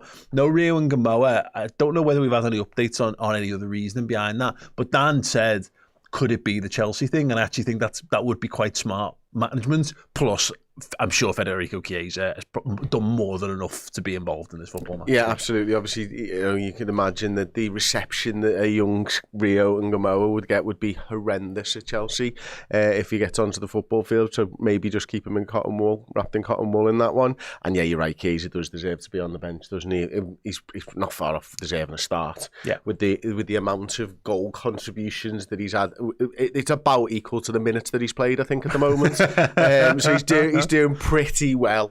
I wonder how far off that actually is, to be honest, because I mean we're talking not a lot of minutes, and I think 4 goal contributions. He's doing all and right. especially if the minutes thing still stops at 90, like doesn't add the 10 extra minutes on. That's amazing, because you could bring him on the 90th minute, and he could effectively play no minutes for you and have the best goal to minute ratio in all time. There was a guy who played for Spurs when all these nonsense 10 minutes started, who scored twice. It might have been Richarlison, and they brought him on in the 90th, and he scored in the 90 plus 10 twice or something like that, and I had 2 minutes and 2 goals a couple of years ago. His goals and assists per 90 at the moment is 2.28. Yeah, it's pretty good. It's pretty good. It's pretty good. It's a shade / double Messi's, probably. And still not as good as Haaland's, which is fucking really annoying. I noticed Saka got his 100th goal contribution today in his 200th Premier League start. Oh, one. Yeah. Contribution. Oh, so not goal. Mm. Oh, that's interesting. Yeah. It's not even a 1 in 2. That's exactly where I went goal with it all, yeah. That's interesting. Yeah. Interesting. Someone should have done a very popular short on that on the Red Men Instagram account. I think we did. Ryan, OMG, says, Paul and Chris, I'm nervous, but it helped me by no end by knowing your favourite chocolate bar. Now listen. Have we got all day? We've only got 2 minutes and 27 seconds to kick off. Yeah, I've got Better be quick. Got to do a sponsorship insert before that as well. Look, it's totally mood dependent. Yeah. Honestly. What right now? I've just eaten, it's not a chocolate bar, so it doesn't technically count, but it is chocolate. Those Lindor, they are, whatever they are, the circular, the ball things. Oh, what colour? Pistachio. Oh, they're the best. Oh my God. Mate, there's revelation. Have you been in a Lindt store where they sell them? We've done it abroad, right? And they must have about 50 flavours of those little things. You could spend all day in there. It's unbelievable. Anyway, my favourite chocolate bar, normal chocolate bar, and it always has been, is the double decker, as Paul well knows. But also Bourneville. It's making a comeback. Oh wow! Just a straight up Bourneville. My lad's into dark chocolate, and I've really been a huge fan. It's a bit like dark chocolate is to chocolate what like coffee is to hot drinks for me. It's like I don't have any deep seated problem with it. Up. But just like the kind of stuff my nana would have, you know what I mean? I'd have it at a push. You know, if I really wanted, there was no other choice. Fine, it's better than nothing. But yeah, no, we've got double decker for life here. Well, I can't tell. Double decker for life.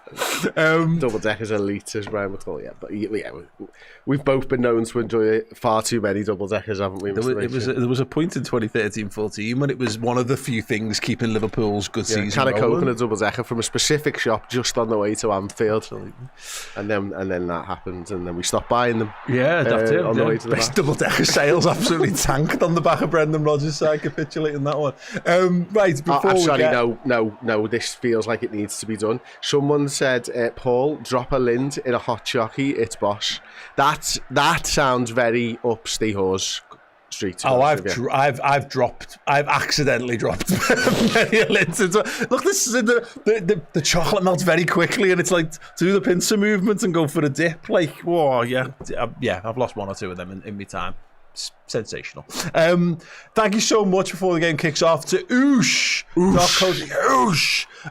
If you want to get in the draw to win hospitality tickets for Liverpool versus Real Madrid, you can do $9.99. We'll buy your entry into it. 299 tickets up for grabs. There can be only one winner, but they also will win a 1-night stay in an apartment. You get hospitality tickets, 2 tickets as well for it. So yeah, get involved. Use the link in the description. The QR code will come up periodically, but get involved.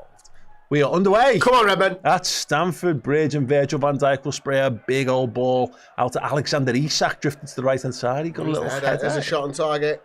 Hey! Stop padding. And Sanchez has got it in the Chelsea goal. If one goalkeeper's going to struggle today, I would like it to be him very, very much. Chelsea playing out, Liverpool well done. all over them already. Mo Salah getting stuck in. Chelsea somehow managed to come away with it and left one of their men. From Alexis McAllister this season, have we? No. But it goes back to one of the points again from the press conference. Teams haven't been playing out from the back in the same way against us. You know, he was talking about how, again, more and more teams will just go long, so it's been negating our press a touch, but that's great. Very, very good to see. Oh, for me! Mama Dash Billy living life dangerously. Oh, God. Oh, my God. Got away with it, though. That's a great ball. It's worth reiterating. Go on, he's gone. Conor Bradley, Salah's got two men. One of them's Kukurea, kicks between his legs and a throw-in. Yeah, that was... yeah. Nervy to say the least. Fine. What were you saying about left-footed goalkeepers? Just pass it with your right foot, mate. Honestly, you know what? It just takes some time for the players to get used to. Yes. I think more than anything. Completely different. I mean, and again, it'd be interesting to see how often he does use his right. And I think I don't want to. What's he doing? Fucking hell, that's a great pass. There was no need to play that pass like that. Ryan Government just played that like a Steven Gerrard 70-yard raker. Oh, God. 10 yards into the feet of Conor Bradley. Anyway, it's another Chelsea player down on the deck. How's your touch, Conor? We were spoiled with Kelleher because he was very both-footed. Oh, nervous this time, and Alex Isak nods it down. Comfy, love it. Go on. Forward Szoboszlai looped one over the top by Bradley. It's gone over. Everyone's head and chested back under control. Good defending. Nice little ball over the top. I was talking about their formation earlier. They've shifted it on SofaScore, and it looks like they've gone with this as well. Actually, you know what? They actually haven't. I want to see where Reece James is playing for them, if I'm honest. It looks like he's playing far over on the right-hand side. And maybe Gusto's a little bit tucked in instead. But yeah, we'll have to see as that goes. That James there. Yeah, it looks like Gusto's playing in centre mid and James is playing on the right back for them. I wondered whether they were doing a 5 at the back, but it doesn't look like it at the minute. Conor Bradley, wow. Keep going, lad. Still going. Well in, lad. Superb. Gets the ball Keep to going. Stella. Come on, Mo. Don't slow down. Keep going. Plays it in. That was your touch. Yeah. Wow. Brilliant. By the way, what a touch that is. Gakpo into the box. Tries to stab it across goal. Well defended by What a touch by Isak into Gakpo there. Yeah, well, it was.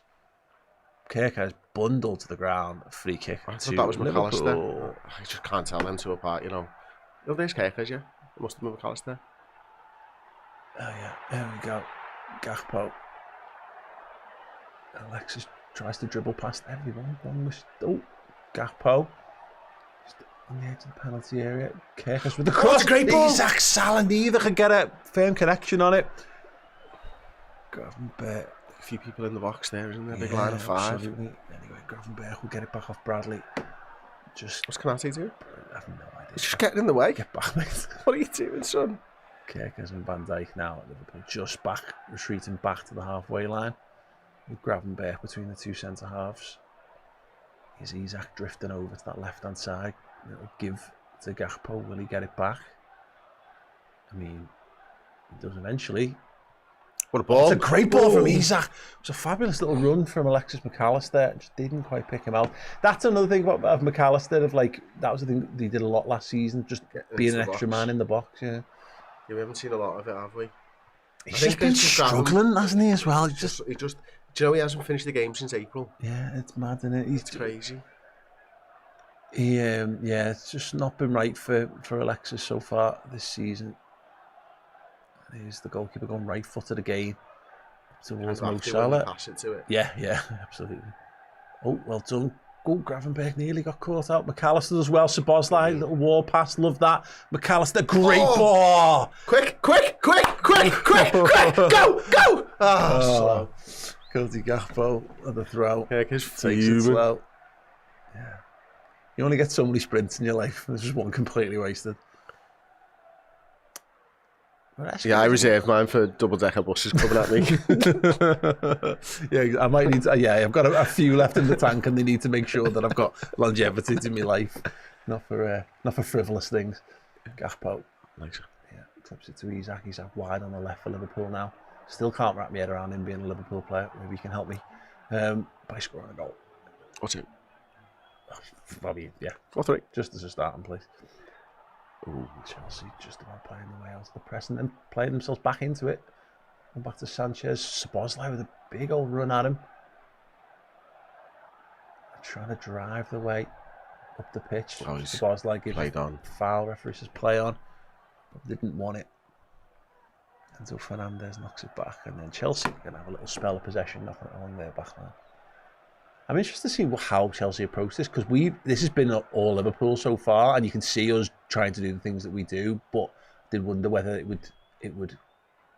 they will match that by trying to get on the ball and have possession. It's a good ball over the top. It is a good ball. I wondered whether he was offside, but yeah, it was Gusto who made that forward run, got into the box. Look. He's off, isn't he? Yeah. I mean, if anyone, it's Kerkez. Maybe just playing him on. We'll never know. It doesn't matter. Basically, Liverpool taking the goal kicks with Ibu Konate to Mamadashvili, and he's going to go along looking for Alexander Isak. Backs in, holds up his man, doesn't go away with it. Gravenberch anticipates it well. McAllister, Gravenberch. Nice. Brilliant football. Yeah, nice little movement. Isak gets a couple of nice little touches in there. Salah now very isolated though, finds Isak. Tried the return ball but played it outside. Salah right in the corner, flag up against Cucurella. Nearly got away. That'll do. With it. But yeah, Cucurella panics. Really gives it away to Bradley. Gravenberch will keeping them pending at the moment. This is alright, isn't it? Yeah, I love the Isak linking up there twice in that build up, wasn't he? Once straight back. And he spins his man. Yeah. It's what he does after he plays the pass, because he did this at Newcastle so well, didn't he? He plays out wide, but then he wants to get in behind you, and then he does it again for Mo, and it's not. We saw the one last week where he played the give and go on the left hand side and runs into the box. It was like, because we're so used to players passing it and going, my work here is done. Yeah, this guy wants to get on the end of it. Yeah. It's what I always thought it'd be a period of adaptation for Salah, because, we can swing it. Corner. Oh, the keeper's flapped. It's going to drop.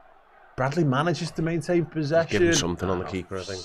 Yeah, I always thought, obviously, Salah's been the tip of the spear for so long for us that Isak doing that doesn't really suit. But you've got Alexander Isak and he's in the centre, so how's that a foul? How is that a foul? Are you kidding me? That's not a foul. Oh, gosh, the keeper's in all kinds of trouble there. Cucurella just about keeps it in at left back. It's just not a foul, that. We had the ball in the penalty area. Yeah. Oh, Garnacho's there. Mamadashvili, not the greatest of judgments, but does clear his lines. It will be a Chelsea throw. So hard for Georgie Mamadashvili, because, talk about being the support act of the Beatles. It's like, he might be great. Name any other musical act of all time, and there's going to be a vast chunk of people who just won't be having it. So yeah, he's got a very, very high bar to try and reach it. Chelsea just can't have any sort of consistent and measured possession so far. It's Cucurella with a little bit of space still on the left-hand side. Looking for Garnacho in behind. Foot race with Conor Bradley. Bradley lets him win it, and then he's going to go over and challenge him in the corner. Has Garnacho's not been starting for Chelsea, has he? I don't think so. I wouldn't like to attest one way or the other, but that's my understanding. James has tucked in a little bit more in Burton, perhaps. He's now got him and Garnacho ahead. Gravenberch is going to go across and cut out the pass. Once again, it's Gravenberch versus Bradley. Now Enzo Fernandez looking for a crossing angle, shooting angle maybe, nice well claimed by Mamadashvili. And a quick throw out, and wow, that is a mammoth. Do you know Mamadashvili? He looks like the villain in a Marvel or DC something or other. Yeah, to me, he's got a bit of a henchman in one of the not good Bond films. Vibe about him, if I'm honest. Yeah, maybe like him and Donnarumma as twin, slightly off looking twins. Sanchez sends it long over the top, in behind Kirker, scurries back. Mamadashvili will claim that comfortably. How many seconds do they get now, the keepers? You know what? It almost doesn't matter, because eventually it'll stop getting enforced. want to say 8.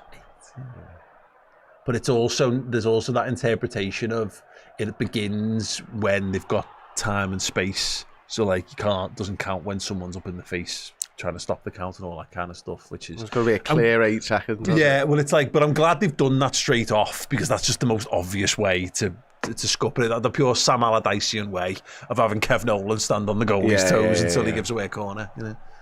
Chelsea don't look 100% comfortable playing it around the back at the moment. Liverpool maybe could have put a bit more pressure on Salah, kind of caught between Devon the Deep Blue Sea there. Garnacho forced to drop deep. Cucurella. Oh, no, go! Ooh. Bradley got sucked in there with Garnacho. Yeah. At the moment, it is Cucurella who's their consistent sort of outball out of this. Well, great tackle, Canate. Now Liverpool on the front foot. Salah, can he find Isak? It's not a good ball. It's not a good pass at all. I don't think the pass was really on to him, to be honest. No. And if it was definitely an outside of the boot job. Yeah, that was always sending him away from goal, wasn't it? Yeah. Great defender. I think the defender's position is excellent. Yeah. Like, I'm just not sure you're getting the ball to him. Yeah. You've got to tempt the defender there. It's got to be close to the defender. It's got to be a straighter pass in the hope that he has a nibble and fucks it up. I think is the only way you're getting in there. There we go. Chelsea again finding Cucurella. And again, Liverpool anticipating it. Into the middle of the park. Got to foul him. It's just a dive. Referee says play on. Garnacho now, 1-on-1 with Bradley. Liverpool got good numbers back now, though.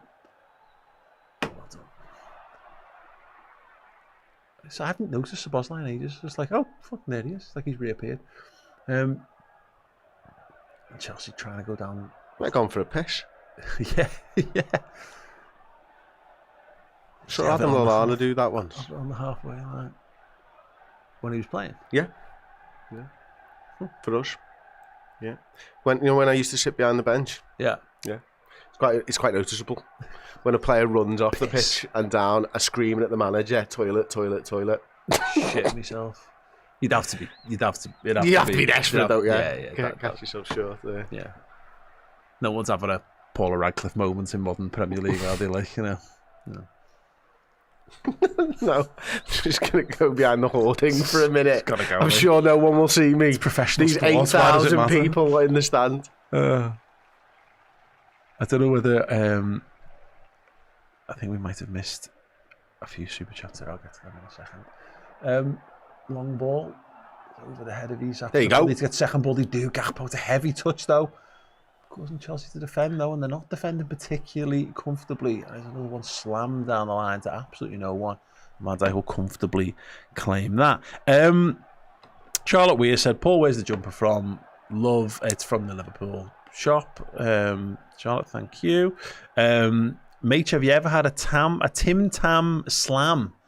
That sounds a bit like a sex move. So probably. So yes, almost definitely. Might have called it something different. What is a Tim Tam slam? Anyone? Let me know, or Liam, please comment again. Here come Chelsea again. Oh dear. Got numbers. Fuck that's me. A goal and a half. What are you meant to do? Caicedo is absolutely. You're meant to close him down. You're meant to close him down. Yeah. That's unsavable. Top bin. Absolutely ridiculous. Chelsea 1, Liverpool 0. Just when I was trying to find out what a Tim Tam slam was, how very rude of him. How very rude. Fuck. Oh, you blurt. I mean, he didn't kiss it. Oh, let's have another look. Liverpool have been in such good shape, and it's just one McAllister misses it. Van Dijk backs off. Oh, it's what a shot. And I think, look, should Van Dijk go to him there? I don't know, Paul, but after the ball's in the back of the net, it's easy to say yes. That's what I'm saying. Yeah, it's I think, look, McAllister misses the tackle.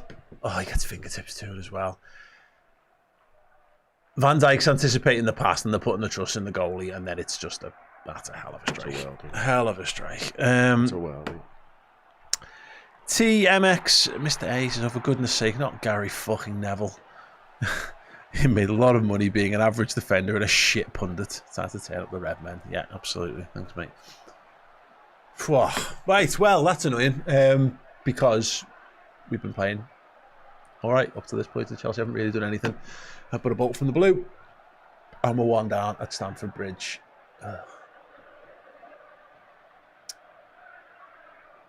Liverpool around the back. Gravenberch, nice, well played. Just a little bit of a tricky pass play to him by Konate there. He's going to play Salah in behind, cut out, and then Chelsea are back in defence and trying to play their way out once again with Cucurella. It's a good ball in behind. Van Dijk's got defending to do. João Pedro now doubled up defending. Van Dijk, he manages to dig the cross out though. It's too high. It's past everyone. It's a Liverpool throw-in on the far side. That's just a kick in the balls. Chris, I was having a very pleasant time just watching Liverpool be all right and chatting shit. And fucking Caicedo, wonder strike, innit? It's absolutely brilliant. I mean, you know, McAllister probably goes in a bit too quickly, doesn't he?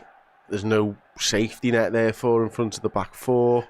Yeah. He takes himself out of the game, and then the strike. You can't stop the strike. Yeah. Yep. I'm interested to know what. I don't think it'll change their game plan or ours at the minute, though. No. They're trying to get a foothold in the game and do not too similar, I would imagine, to what we're trying to do. Pass it around, get people into dangerous positions. We've been doing that better to the point, but it's funny how to find margin to these things when you've got good players on both sides. Caicedo just, it works out for him one time and yeah, punished us. Garnacho is Cucurella. Don't need to defend this one. There's Caicedo again. Little shout of shoot from the Chelsea fans there. That's good. Defender Chelsea throwing again far side of the pitch. Here comes Caicedo. Salah's pressing central there. That's interesting. Gravenberch's now drifting over. We have a lot of players that look similar to each other now, don't we? Yeah. It's either that or I'm just getting so old and my eyesight's so bad that my glasses just don't seem to work anymore. There is definitely a little touch of the screen could be bigger and closer. Absolutely. RefCam. That's what you said last week. Why RefCam? What's RefCam for? Literally that. It's the only reason they have it. Yeah, there's like 3 physique archetypes in Liverpool's team that they seem to be moving towards. Yeah. Go on. Gakpo. It's a bad ball, that to Isak. Yeah, you don't want it bouncing, do you? Now really? Isak, chance to stretch his legs.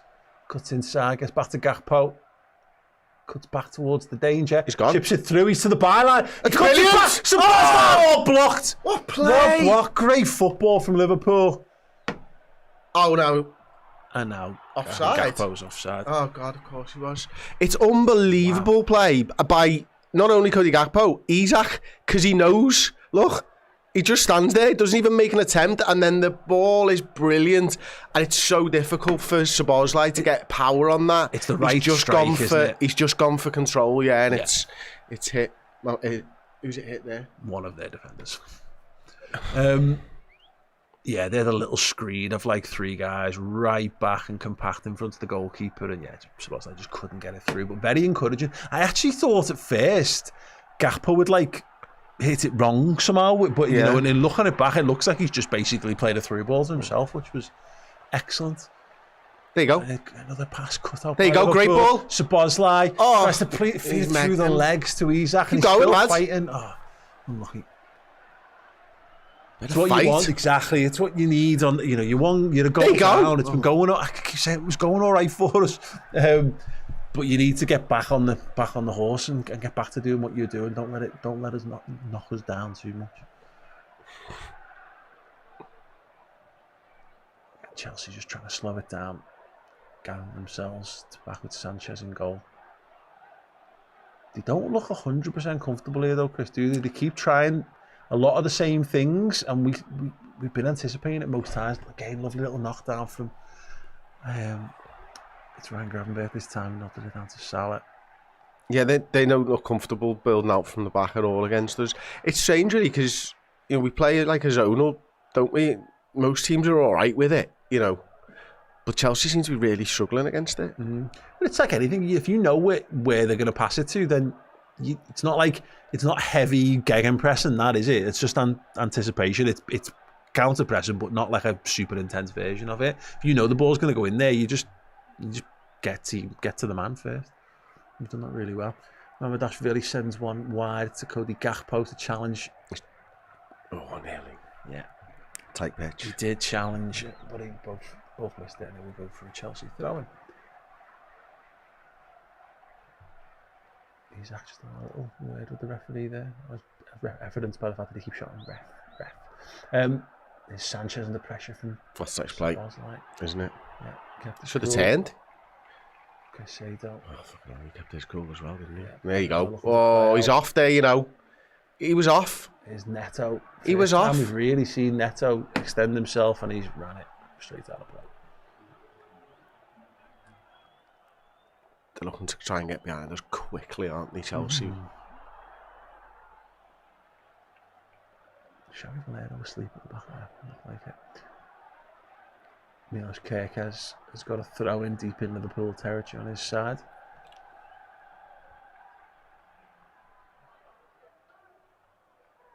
He's going to go long down the line looking for Gakpo. Didn't quite get the clearest to flick on.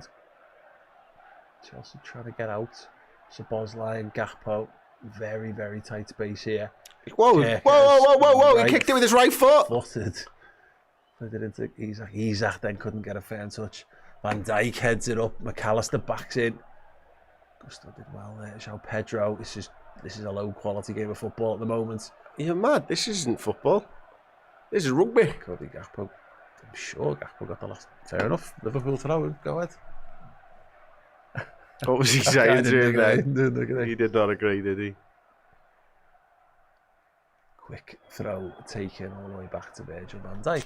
It's been telling the difference in this, the marked difference in this game from every other game this season is how little time. Oh Christ, Konate's just played it straight out of play. I was about to say how little Konate and Van Dijk have been on the ball so far today. Probably for the best, judging by judging by that. Konate. Bloody hell. Is he seeing ghosts or? Yeah. Chelsea again. Don't want it. Back to the goalie. Play the ball for us. Yeah, once again, I get in defence. McAllister's pushed up now. Szoboszlai's pushed up. He's going to go long. It's now on Kerkez to win the battle with Neto.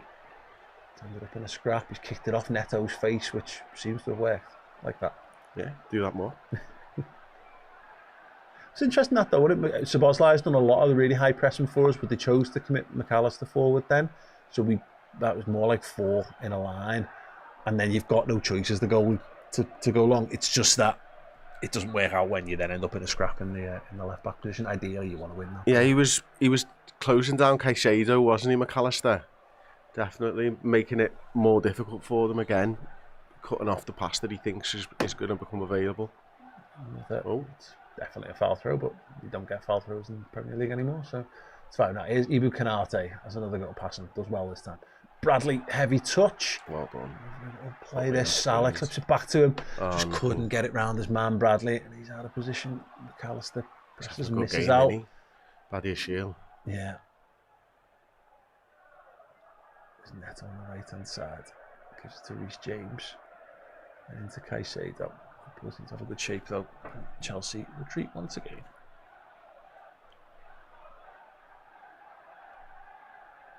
Yeah, he's always going to go down there, Garnacho, isn't he?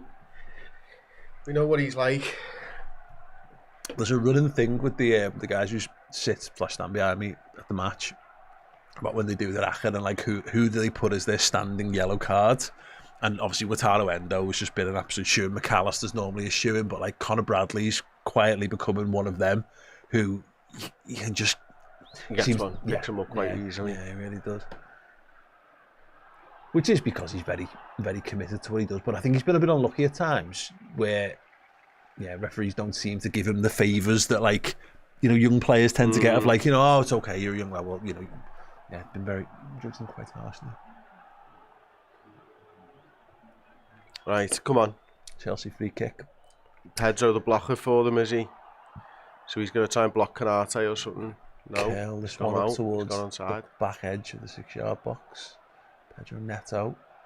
Van Dijk gets there. It's dropped to Custo. Is it me or are Left we inside, like really Neto. bad at winning the second balls on both attacking and defensive? Back stick ball. That's better though, isn't He it? claims that, and he's going to go for that Matey, mammoth throw again. Mohamed Salah's away. He can throw a ball in, can't he? Yeah, he really can. He really can. He's got an arm like a traction engine. Back to Mamadashvili. It's a different thing. Salah's like, no, you kicked them long to me. He's like, don't need to, mate. I can throw it that far. It's absolutely fine. Mamadashvili, a big fan of David James. Yeah, I love that spin one he used to do. Like thrower of a ball. Absolutely wrestled to the ground there, referee. Oh, I bet Conor Bradley gets fucking yellowed for that. Not what you saying. Notting. Are you mad? He's fucking pathetic. He grabbed him round the neck and tripped him up. Anthony Taylor is fucking pathetic. They'll get a stupid one in a second. Salah again now he's into the box though. Up against Badia Shield, tries to push the ball through. He just tried to walk through him. Yeah, he did. Why? Those kind of passes worked in like FIFA 97. Lads, the keeper's retreated. Why he's made it's got to be offside. Yeah, it's got to be offside. Thank fuck for that. Thank fuck for that. I'll tell you what, I haven't seen a goalkeeper run away from a ball in years. I think he faced the wrong way at one point. He full on turned. He's offside. He's made. He's oh my god. Yeah, so a little bit different to Alisson in terms of his comfort levels with one-on-ones, I think. Yeah. Well, maybe not, because he was like trying to create a one-on-one by not just going. Go on, Kirkes. Go on, Mo's there, back stick. He's behind. Pedro Neto's defending. Shoulder charges him. Goal kick.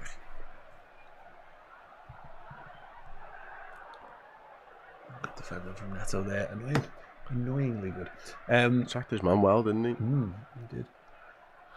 And Chelsea go back to the short goal kicks. He's built for a bubble jacket, isn't he? Cole Palmer. I just think the more money you get, the shinier your coat gets. Yeah. Well, the percentage of your income that you spend on coats is, if you spend a huge proportion of your income on coats, they've got to be shiny coats. But I don't know. Whether you're rich or I've not. never even been in a shop where they sell the shiny coats. No, God, no. It's like those trainers, like the trainers that look a bit like trainers, but they clearly cost like 200, 300 fucking whatever quid, and you'd never buy them because you've never heard of the brands unless you're that way inclined. Yeah. Lots of rips and jeans as well, I'd imagine. Yeah. Okay, Liverpool building again. Canate. DK Waters. Oh, Palmer never fails to look like an absolute pleb. Such an old school shout. I absolutely love the word pleb. Very Roman of us all. Brilliant. Canate to Isak. Bosla lets it run. Salah. Bradley. Too much of this is what you want Bradley doing. Yeah. Making pointless runs that Salah can't reach. But more of that. You want to see Bradley getting on the ball at pace, and I still think a few too often we're just passing it to him and going, cool, what are you going to do? And he goes, not be Trent, so probably just pass it straight back to you or play a simple pass to someone else. Play to his strengths a bit more. But I do think that this is got to be part of Salah's evolution, that Bradley's going to be a flying fullback around him and Isak's going to be playing on the shoulder looking for passes and beyond. Salah, facilitate it. Yeah, exactly. Play the pass to them. Go on. He's had a sneaky good game, Gakpo, when he's been involved. Oh no, Szoboszlai looks in fucking pain. He's kicking the ground. It looked like his knee, just above his knee, maybe he was holding. It's above it, isn't it? Oh God. Oh no, it doesn't look good. It doesn't look. Oh, has he hit it on the ground as he's flipped? He got kicked. Just his leg, when he gets kicked, his leg kind of jars that way. It looks like he's all right. He's up anyway. He's bouncing.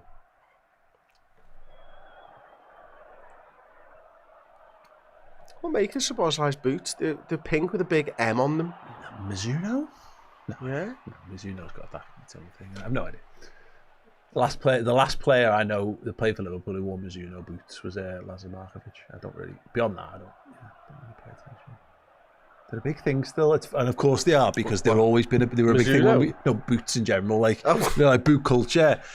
Since something surprised happened, me then. I was like, Mizuno's still big, right? Absolutely Okay. not. Absolutely not. What about Kappa? Yeah, still doing all right. Yeah, I got the poppers.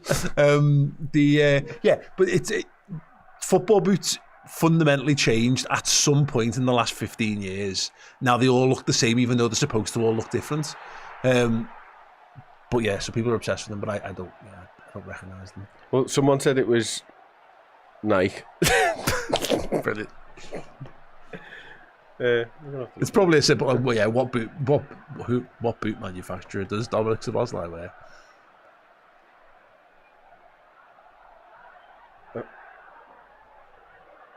Patrick. See, these ones here have a big A on the back of them. Yeah, cool. Very cool. Interesting. Right, just give me a pair of World Cups. Coppers leave World it. Cups and laughing. Puma Kings with the fold over. Oh, Puma Kings. Or what were the cheaper versions of them? Patrick's. No, they were the Puma had two. Very Patrick, Roy Keane wore Patrick. See what I mean? Like I totally understood boot culture in the 90s and early 2000s, and then it's become a complete mystery to me. Was it Peter Moore who worked for them? Yeah, and Reebok. Salah. Steve actually did an interview with Peter Moore. He's got a new book out. I think that'll be on. If it's not on Redman Plus, It was an exclusive as well. First people we've spoken to in England about it. Amazing. And we did a really good sit-down interview with him when he on the part in Liverpool, which was excellent. Liverpool still just play around the back. Doesn't feel like we're having quite the same. Anyway, just like boots made out of leather, right? That's all I'm after. Yeah, that's all I need. I mean, I don't need any boots because I can't play football no more. Too old. But if I did, give me those black leather boots. Probably wouldn't need studs. Won't be doing much running. Just get a pair of Samba trainees. It's close enough. Yeah. Squeak. Okay. Garnacho goes down. It's a good job. That's bad from Szoboszlai. Just gives the ball away. Gusto then does the service in return. Szoboszlai's made a run through. He's making some good movements, isn't he, Szoboszlai? Gakpo, come on, mate. Feeds it through. What a ball! That's it. The cross wasn't quite right. Gotta hit the ball quite hard to get it through there to him. I don't know where the defenders would have to be able to play it past that slowly across the box. We've had some great. I mean, he's got to hit Salah and he doesn't, which is one of the things that happens. But again, it's a great ball by Gakpo to hit Kerkez, isn't it? Yeah, absolutely. We're having some real joy down that side. We're not having the same level of joy with Salah Bradley. There we go. Is the Bradley yellow card, everyone?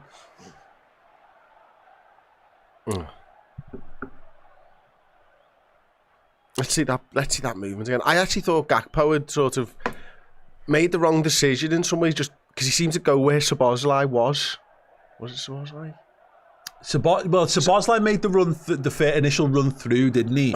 And then cut back and played. I think he then plays Gakpo in. I thought Gakpo made a movement towards Szoboszlai and over farted around with it a bit too much, but then his pass was unbelievable for Kerkez. It's good though, I was just thinking that a lot of our earlier good stuff was coming about us anticipating Chelsea passes out the back, but we're actually starting to build and create a few more opportunities, and Kerkez has got into some great positions. Gakpo's got into some great positions as well. So, yes, signs of encouragement for the Reds. But it is a free kick to Chelsea, just beyond the edge of the 18-yard box on the left-hand side. Just sort of left touchline. Keeper, come take the pressure off everybody in this situation by coming and grabbing the ball if it's anywhere near you. Don't come for that. Gusto, one in behind. Neto can't get on the end of it as well. That didn't it? Yeah, but it didn't, so it's fine. It was there though. He just missed it. Yeah. It was an interesting one. Yeah, they went square to Gusto, and then he chipped one over to Neto to race onto, and still didn't missed it. Here's Van Dijk can't get Liverpool up the pitch. Kerkez is two. After goes to Gravenberg. Why are there so many games of football tomorrow? Why was there European 3 games? today? Yeah, because we've got 15 teams in Europe.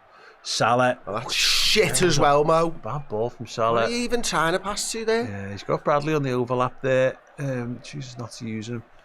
It's almost like this is where you should be. He's actually, but he's not made pass it to where he is. Kanate.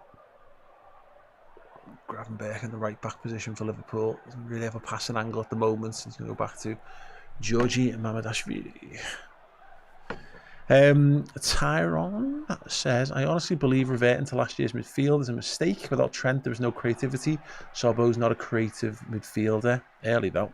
That's interesting. Yeah, I think Josh was talking about Trent Alexander-Arnold this week with us. And a couple of people have mentioned Trent and, you know, our lack of outball from the right back position over the last couple of weeks. It's an interesting point. You can never be wrong because Trent was a ridiculous talent, but above and beyond anything that you're going to do. So it's going to be if you're making a point that we've lost something by not having Trent, you'll always be right because we have. Yeah. But at that point, it's like, just to counter that point, we're playing Chelsea, and I can think of at least one game where we played Conor Bradley at right back against Chelsea, and he was absolutely excellent. Of course, you know, and then Trent comes off the bench. That one, he does indeed. So yeah, no, I do get the point. Until Liverpool get into the habit of more frequently scoring goals, the focus is going to be on the things that aren't there, because that's how we tend to deal with stuff like that. You know, it's always a play. It's always a play you haven't got. Is the problem, instead of you should be able to figure out with what you've got. It's been everywhere, hasn't he, Szoboszlai? Again. Oh, Kerkez just got there a little late. Gotta get it. It's 4 on 5 for Chelsea at the moment. Van Dijk, Pedro, let's just go round him. Kanate defends it. It's not often a play goes round Virgil van Dijk, but he did, and he got a ball across, but Kanate was there, thankfully. But Kerkez was the one. He jumped out, doesn't get the ball. Should he have got it, Paul? Should he? I don't know, can't tell. And then I think Van Dijk's surprised. He tries to go past him. He fucking bursts him. But yeah, Kanate's position's excellent. No one with the number 8 on the penalty spot, though, if he did choose to cut it back. Corner to Chelsea then in swinger, far side. There's ref cap again. Just the side of sweaty head. Well done.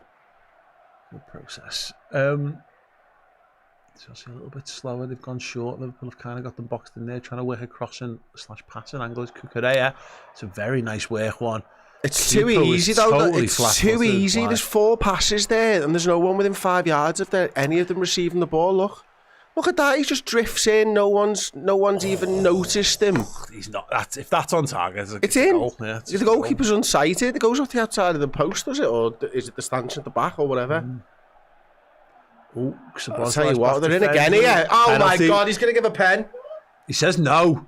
He said no. Wow. And is he going to have a little check there? They're going to go to VAR. I mean, it's Garnacho, and because everyone hates Garnacho, we might get away with that. But if it's going to go to VAR, right, so he puts hands on him there, pushes him very lightly. It's another fucking This has got. Szoboszlai needs to not do that. Stop putting his hands on other footballers inside the box.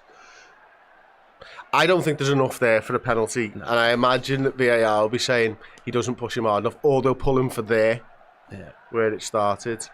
It doesn't look like a pen to me.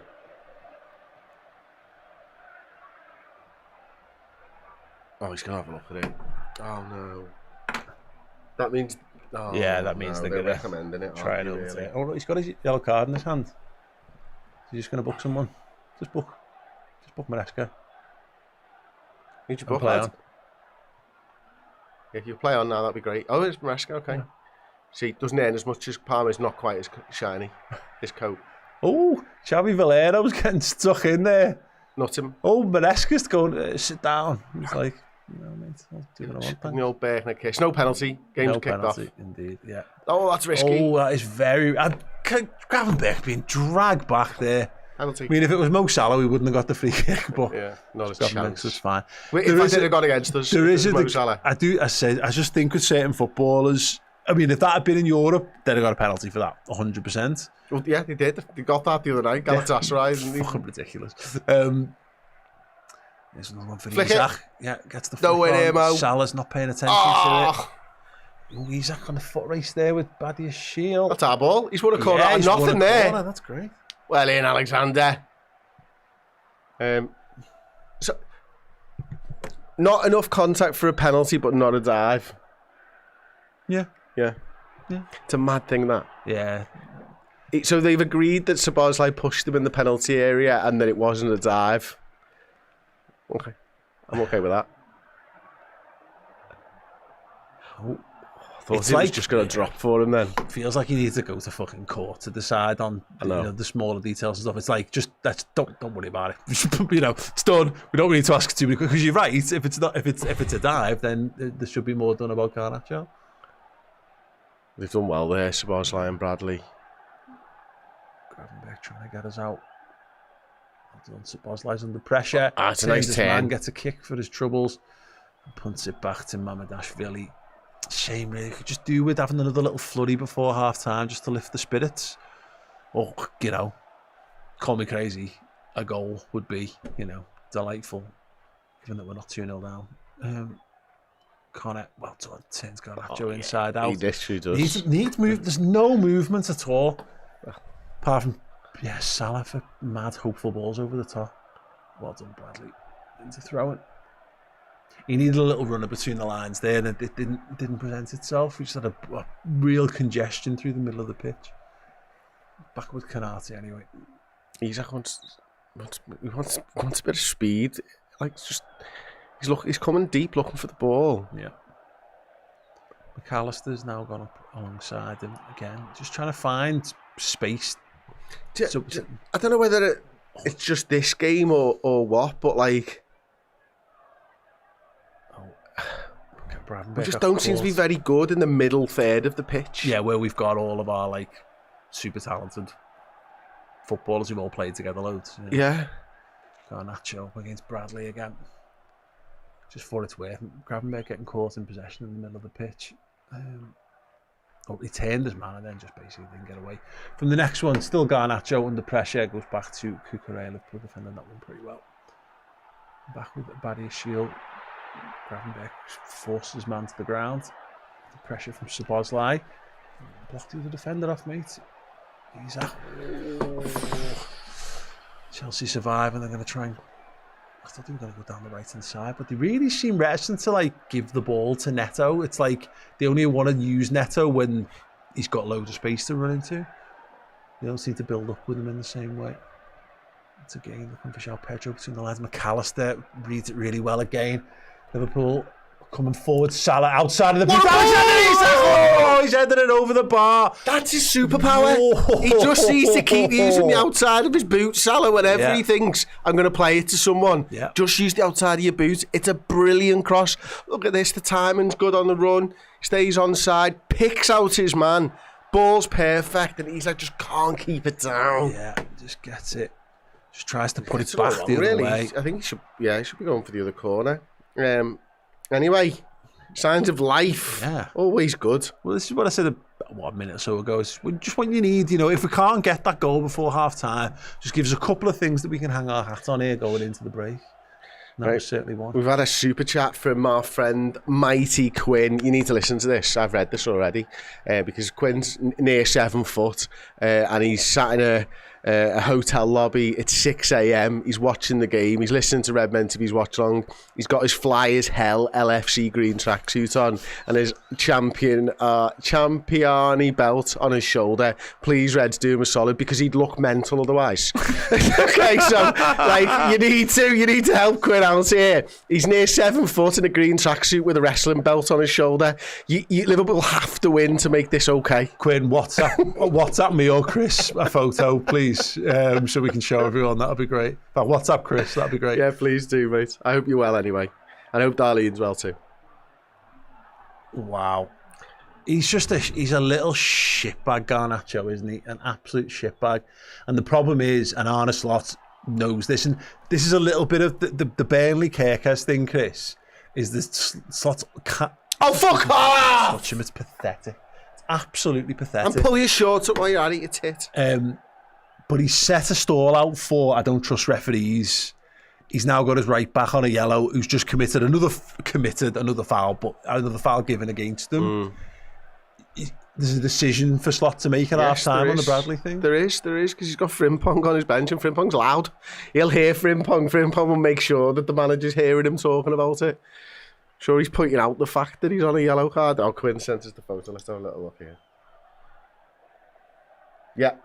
Okay, I'm going to put that on my laptop. Right.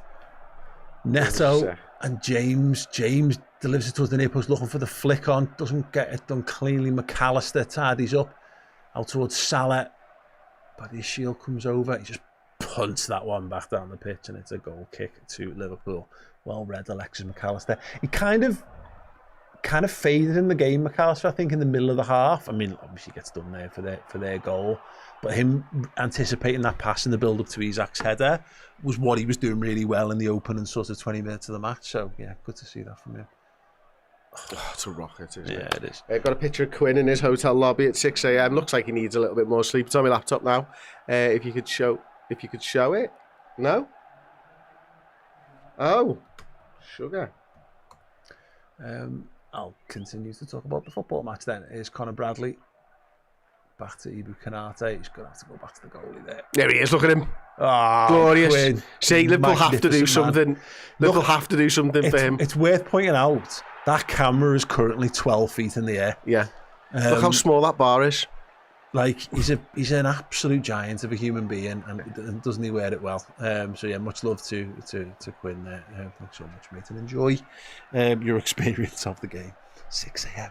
Why are you watching it in the hotel lobby? Why? Why not just in bed? Yeah. Because that'd be weird to be in bed with the belts. It's half time. Liverpool are a goal down.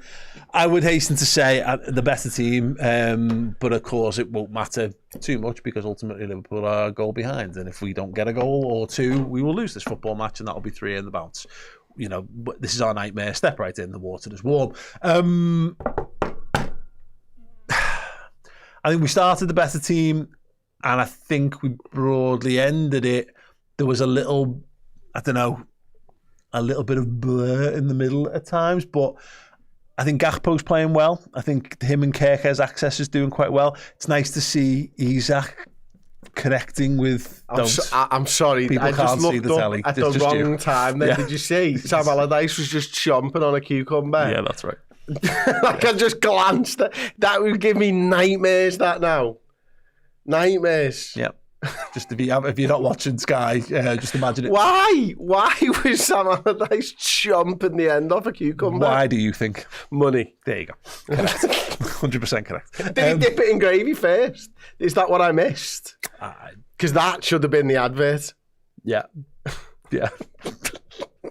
Get me your creative, Justy. I'll sort you out. Yes. Cody Gakpo's played quite well. He has played very well. Played quite well up in support of him. Salah's, I mean, he put in a great ball to Isak. It's not, our left side's functioning loads better than our right side. Our midfield is anticipating Chelsea's passes quite well. That faded a bit in the middle of the game, I would say. I don't know. I don't really know what else Liverpool can be or should be doing. There's a question mark over whether Bradley comes out for the second half because he's on a yellow card, and we've got Frimpong there. Is there anything that you would do proactively at half-time? Shout at them, keep the ball, play better. The normal things. I think there's a big disconnect between the team at the moment, and it's that middle three. You know, a lot of talk pre-game about going back to that midfield three from last season stuff. It doesn't look like that right now. I think Szoboszlai's putting himself about, and when he's able to get on the ball in the final third, I think he is having a bit of an impact. But I think we're just struggling connecting the defenders with the attackers. I mean, Isak obviously has that shot. I think it goes down as a big chance. Actually, I'm quite surprised at that because it looked quite difficult to me. But we don't seem to we're not getting involved in build-up play very often, are we? Doesn't seem to, be a part of the team yet. And I think coming off his 4 touches in his 45 minutes last week, was it? that's a concern for me. But Gakpo is playing well. I don't think Salah's playing particularly well. As you say, I don't think that right-hand side's working particularly well. I don't think McAllister's really been at it. Obviously, I think there's a big mistake for the goal. Although he has been putting himself about maybe a little bit more than the last few weeks. And Konate's just, I don't know what I'm going to get out of Konate every time he gets on the football right now. He's had a good game apart from, there's a random moment where he just passes the ball out of play to absolutely no one. I just don't think we're playing well as a team. Mm-hmm. That's my biggest concern at the moment. Yeah, I just think we've been fine. I think that inevitably, I think the difference is, and I said something about this post Galatasaray. Obviously, look, goals change narratives because they change results, and we're a goal down. So I think inevitably there's more pressure on Liverpool to be more and better. And then Liverpool have been the better team, and I think if as should happen, 9 times out of 10. That Caicedo shot is either saved or flies into Rowe's head. You come into half-time going, yeah, okay. Well, here's all the things that have gone well for us. We just got to continue to build on it. But we're trying to build on it from a position of kind of negativity, and ultimately because we're a goal down in the game. And then in our mindset, because we're on the back of 2 defeats as well. So I think we're playing almost from our perspective as fans. I think we're playing against 2 defeats as well as being down in this game.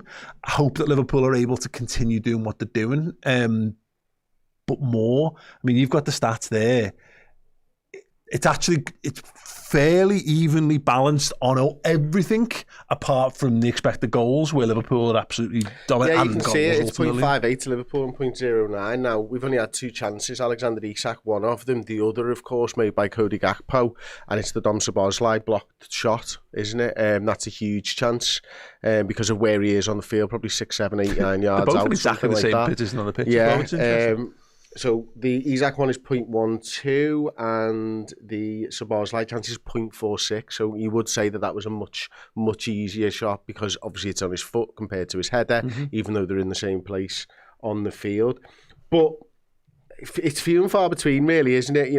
I think we've kept them at distance, at bay a little bit as well. If you can come to my laptop now, Joe, if it's possible, mate. And no, that's Paul. Sorry, pal. And you can just see here, these are the 3 shots that Chelsea have had here. So they haven't had anything inside the penalty area, which says, it says something. Both of our shots have come from just outside the 6-yard box. I mean, the Caicedo chance, you said 1 in 10. I mean, it's 4 in 100. Like, it's 0.04 XG. It's an absolute rocket. And I think we have held them at bay all right. Apart from that, I also don't think we've really done enough in the game. Yeah, I agree. And it's mad, isn't it? Because this is why I'm going on about, like, you were living in the world of the last couple of results, plus obviously being the goal down. If we played like we'd had done in any other game of football under Arne Slot, going at half-time, you're like, he'll tweak a couple of things and we'll come out much better in the second half. And that probably stands true. But actually it's been such a mixed bag this season that we even like at Anfield, that expectation of coming out and absolutely blitzing teams, like it didn't happen, it didn't materialise against Everton at all in the second half. We've obviously left it late time and time again in a number of football matches. So I really don't know. Yeah, I don't know what to expect. I suppose the smart thing would be, Slot will just look at it and go, you just go here, you go here. And then in the next 15 minutes or so... Maybe Hugo there. But will Ekitike as a point? Would you? Maybe, yeah. I mean, at some point, definitely. Just before we move on, what I would like to say is that Kerkez one, they've just showed it back there, very harsh about what the pass looked like and that. I think because he's got his head down trying to reach the football, I think he maybe anticipates someone being in the centre of the goal and not just at the back stick as well. And thinking on that, it's really good that he got into that position because we've not seen enough of Kerkez being allowed to get forwards and do that. Like, he's got that burst of pace, hasn't he, where he can go beyond. Do you know what we're doing? It looks like Wits. Connor Bradley off, Szoboszlai right back, Wits on is the most obvious thing. I don't even know why I didn't even clock that. That's definitely going to happen. Kirk has been good. In fact, we had some super chats. Apologies, everyone. I meant to get to them earlier. Oh gosh, we've got loads of super chats. So here we go. Bumbadog says Gomez and Robertson need attitude from our fullbacks, and Gomez can cover Ibu. What's on that? Gomez can cover Ibu. As in like a more defensive right back, I think he's saying.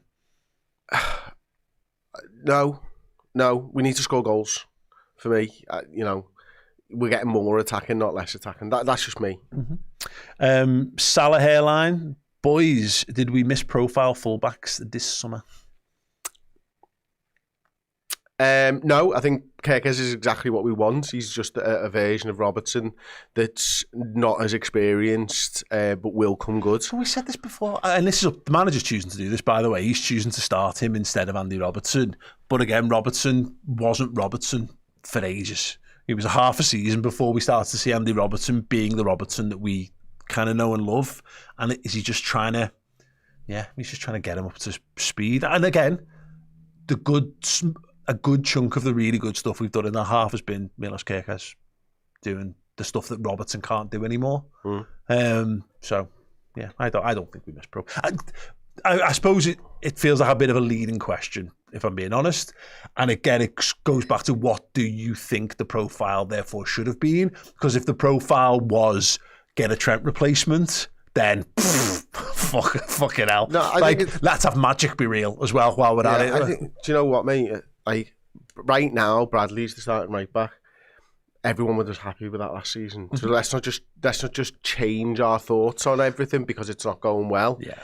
Everyone fell in love with Conor Bradley last season whenever he stepped in for Trent Alexander-Arnold, and people were pushing for Bradley to start over Trent Alexander-Arnold. He is starting. We can't just revise what our thoughts were from last season because it's not going well, and we didn't profile him. Yeah. He was at the football club already. Yeah. Regan here, I'm trying to read this. I think that's a bin. So I think he's saying same players, Kerkez, Maka, Ibu, Salah, bin. Feels a bit much, maybe. We're being a bit much to throw McAllister, who's been like everyone's favourite player for the last 2 seasons, in the bin. But it's just a waste paper basket, so it's not the big bin. Yeah, oh God, no, he's not in the big. He's not in the wheelie bin. He's still got a chance to come back. Yeah, get it out and fold it, rub it out. Like, 100%. Oh, I like that one actually. You might need to do that when you consider the alternatives. Hawks, forgot to completely lower the volume on the commentary and was reminded to by Graham Lasso talking about how great and dominant Chelsea have been and Liverpool have barely done anything. Maka just isn't fit. Get Jones on. I think that's a good shout. Yeah, it's a good shout as well. But a night, anything but a night. Something rough going on here. Doesn't look like anything. Doesn't look anything like the same team from last season. Even if there are new players, something needs to change. I think, again, my big overriding feeling is patience is what's needed. Patience in games of football. Games of football for them to sort of gel and get used to one another, and all of them, and patience from us to allow them to do that. Like, I think we're too quick to just throw people in the bin already. They're the Premier League champions. And in the case of, I think all of the players who were put in that there, with the exception of Kerkez, one of the best mates died in the summer, fucking bad that, which shouldn't be overlooked. And again, I hate it. You get into that situation where you're do you feel, don't want to feel like you're crass bringing it up over and over again, but I also don't want people to forget that it's a real thing. Yeah. It's a real thing. But I keep coming back to that. Take out, and as you point out, a 0.04 likelihood strike from it. I just think we're all sat here feeling all right about things. I think Liverpool have definitely been better than Chelsea. I'm not having anything otherwise. Lewis Merritt, I'm totally against this. Not sure what game you're watching. We've been awful. I just don't. Again, here's the thing. More or less awful than Chelsea, because if we've been less awful than Chelsea, then we've been the better team. If that by that slightly twisted logic, and we're playing Chelsea and we're in the game now. I know they're a goal up, but coming back to it, if Liverpool just goes in off someone's arse in the first 30 seconds of the second half, back at square, Liverpool have had the better of the chances. They've had the more of the ball. They've been more dangerous and in more dangerous areas. I would suggest that would say Liverpool are the team on top, but whatever. It's David from our Discord says flash of brilliance, but overall extremely meh. I'm sort of more like that, to be honest, myself. I think I'm not sitting here saying we've been brilliant, by the way. I think it's quite pedestrian when we get the ball. I don't think we're doing anything. We're not injecting pace into the game often enough for me. Well, yeah. I do think we definitely need to do more. I think both of us agree on that point. And the manager does as well, because he's bringing another attacking player on. And I bet you're right. I bet it absolutely is Szoboszlai going in at right back and Wirtz coming onto the pitch. Yeah. And we'll see how long him and Isak get on the same wavelength. I'm bang up for this. Absolutely bang up for it. We saw a little bit of it, didn't we? I think it was the Crystal Palace game. Just we need more overlapping time between Wirtz and Isak, because that is the future of this team. And if Salah's not playing well, and this is what happens when you've got older stars in your team sometimes, Salah might have just gone off the edge. He might be on the downward slope, and it might have super sped up faster than we ever anticipated. It could just be that there's a load of other, mitigating circumstances around it. But regardless, we spent £250 million on two super exciting attacking players.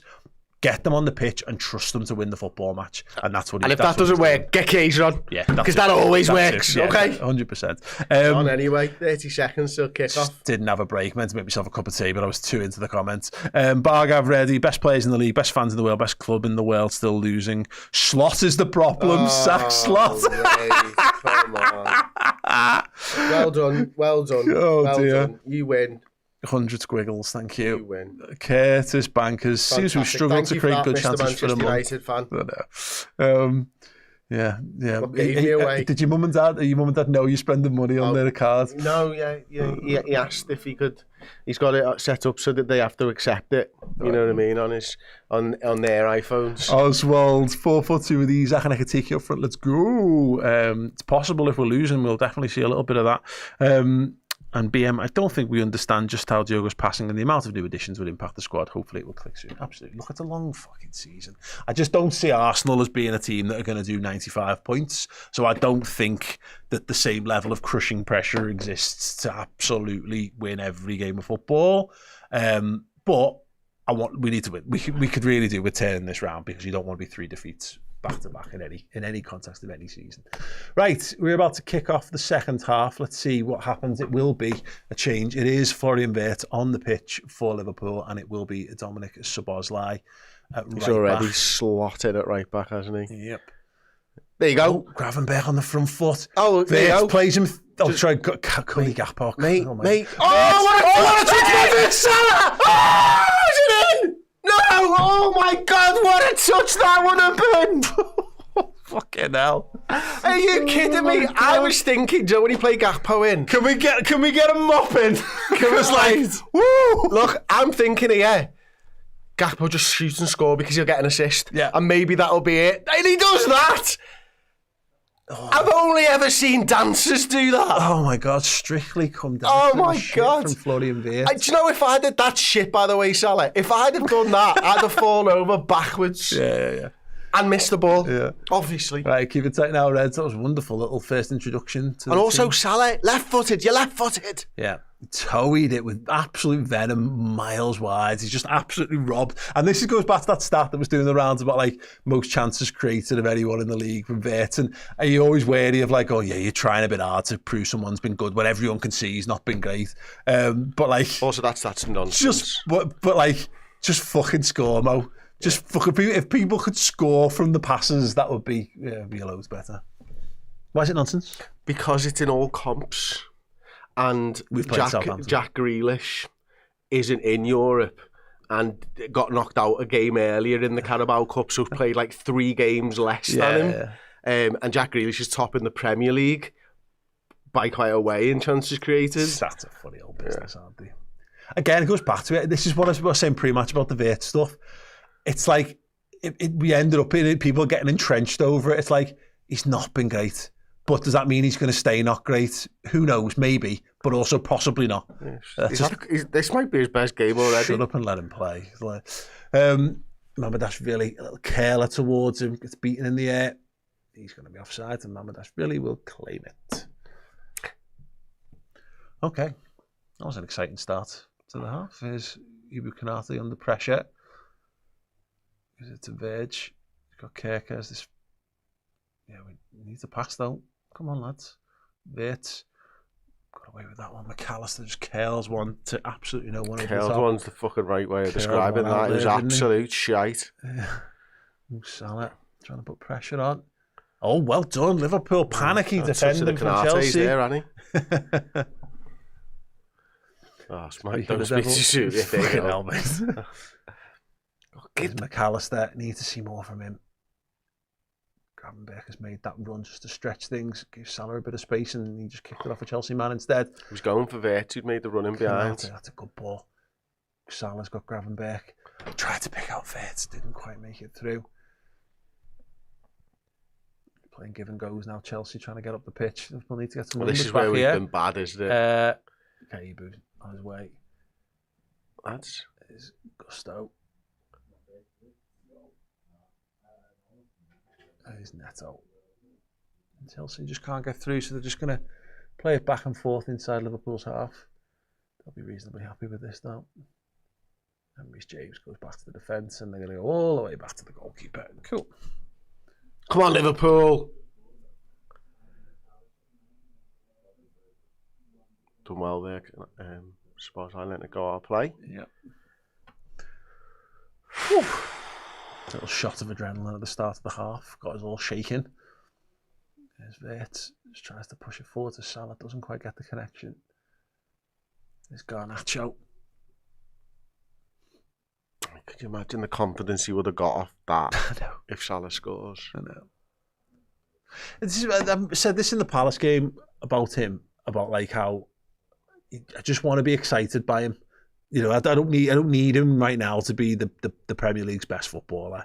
I just want to feel a sense of excitement. And Ekitike's done that, and we're getting little bits of it from Isak, but he's playing catch up from fitness, and Vert is playing catch up in a seemingly a variety of ways, including a change of system. But yeah, you buy good footballers and you pay money to watch them, and you want them to make you feel feelings. And that was a very good feelings moment there. More of them, please. So Bosley with the throw goes back to Ibu Konate. And look how close they're on to McAllister and Gravenberch. Yeah. You know it's going to end up somehow. Oh, okay. He's come back for it, okay. Into Caicedo. Oh, God. That's on ball. That's interesting, though. I mean, that's a bit of the solution to the thing you've been talking about for the last few weeks, isn't it? Of just, someone else has come deep and someone got to. Yeah, otherwise, it was only going to end up with Virgil van Dijk. Konate spreads it into the corner. Isak's got a long old chase there. Got it, though. He wins it. Oh, my God, he's done him. Oh. He's nearly got it to Salah as well. Chelsea managed to come away. Come on, Mo. Well done, Isak. Isak's won it back. Gravenberch. Liverpool are on the front foot. Gravenberch goes for goal. Why? I had to wait it. It's not a great angle for a right-footed shot there, though, is it? Yeah. We get the countdown there, and Sanchez deals it out to Cucurella. Inside to Enzo Fernandez, well pressed by McAllister. Give him a little kick. Referee says play on. Chelsea managed to get their way through. So forward run from Gusto. Driving towards goal, shot blocked by Virgil van Dijk. Neto. That's a terrible pass. Well done, Kerkers. Reece James and Kerkers cuts it out. Need to pass though. Come on, lads. Nice ball, that. Yeah. Should have probably looked to play it back to, was it Gakpo? We're still doing that thing though, which again, it's a legacy of having Trent and Robbo as your fullbacks, where we give the ball to our fullbacks and go, make something happen. Yada, yada, yada, you just get it, we score. And it's like, These lads don't know them like cheat codes the way that the other guys did. They need players to play football with Liverpool. There's a ball out to the left-hand side. Oh, my God. Chelsea managed to get on that. Szoboszlai defending. Garnacho defends him well. Gives it to Mamardashvili. It's been a while since we've played the ball back to Mamardashvili. Because I've not felt nervous. It's a great ball for Salah. Mo Salah now. Up against Look at it. Liverpool have got numbers. They've got numbers. Oh, come on, Mo. Still going. Salah blaze it over the bar. Decent though. He's committed to the shot very early there. The opportunities to lay it off vanish very quickly. Yeah, Vert's scampering down the field to try and catch up, and you see him come through. But as soon as he cuts inside there, the pass is gone. It's well wide as well. I think Gakpo and Vert at this point, when he's cut inside, they're all offside. I think Isak's maybe the only one still on. The Vert ball's probably the one, but also I do wonder whether I think it's Badiashile has maybe just cut off the passing lane. He's got the angle there where it's not quite as straightforward a square ball. They've got a man down there. It's Badiashile. Don't even know who they've got on the bench actually. Let's have a look.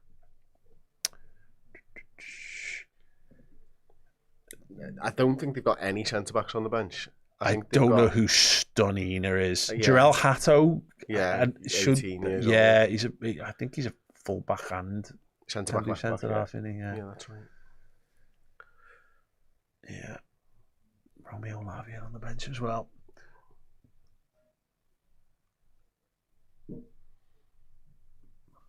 Who's this, Robbo?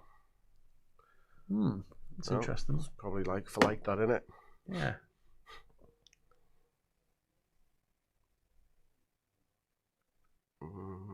Jones as well. Yeah, that makes sense.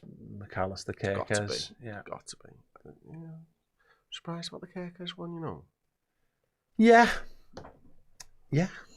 And maybe it just comes back to that thing, mate, of where we're playing out from the back. They've adapted something, and that's his counter move to what they've doing. In that, Robertson's probably better with the ball. Maybe. Come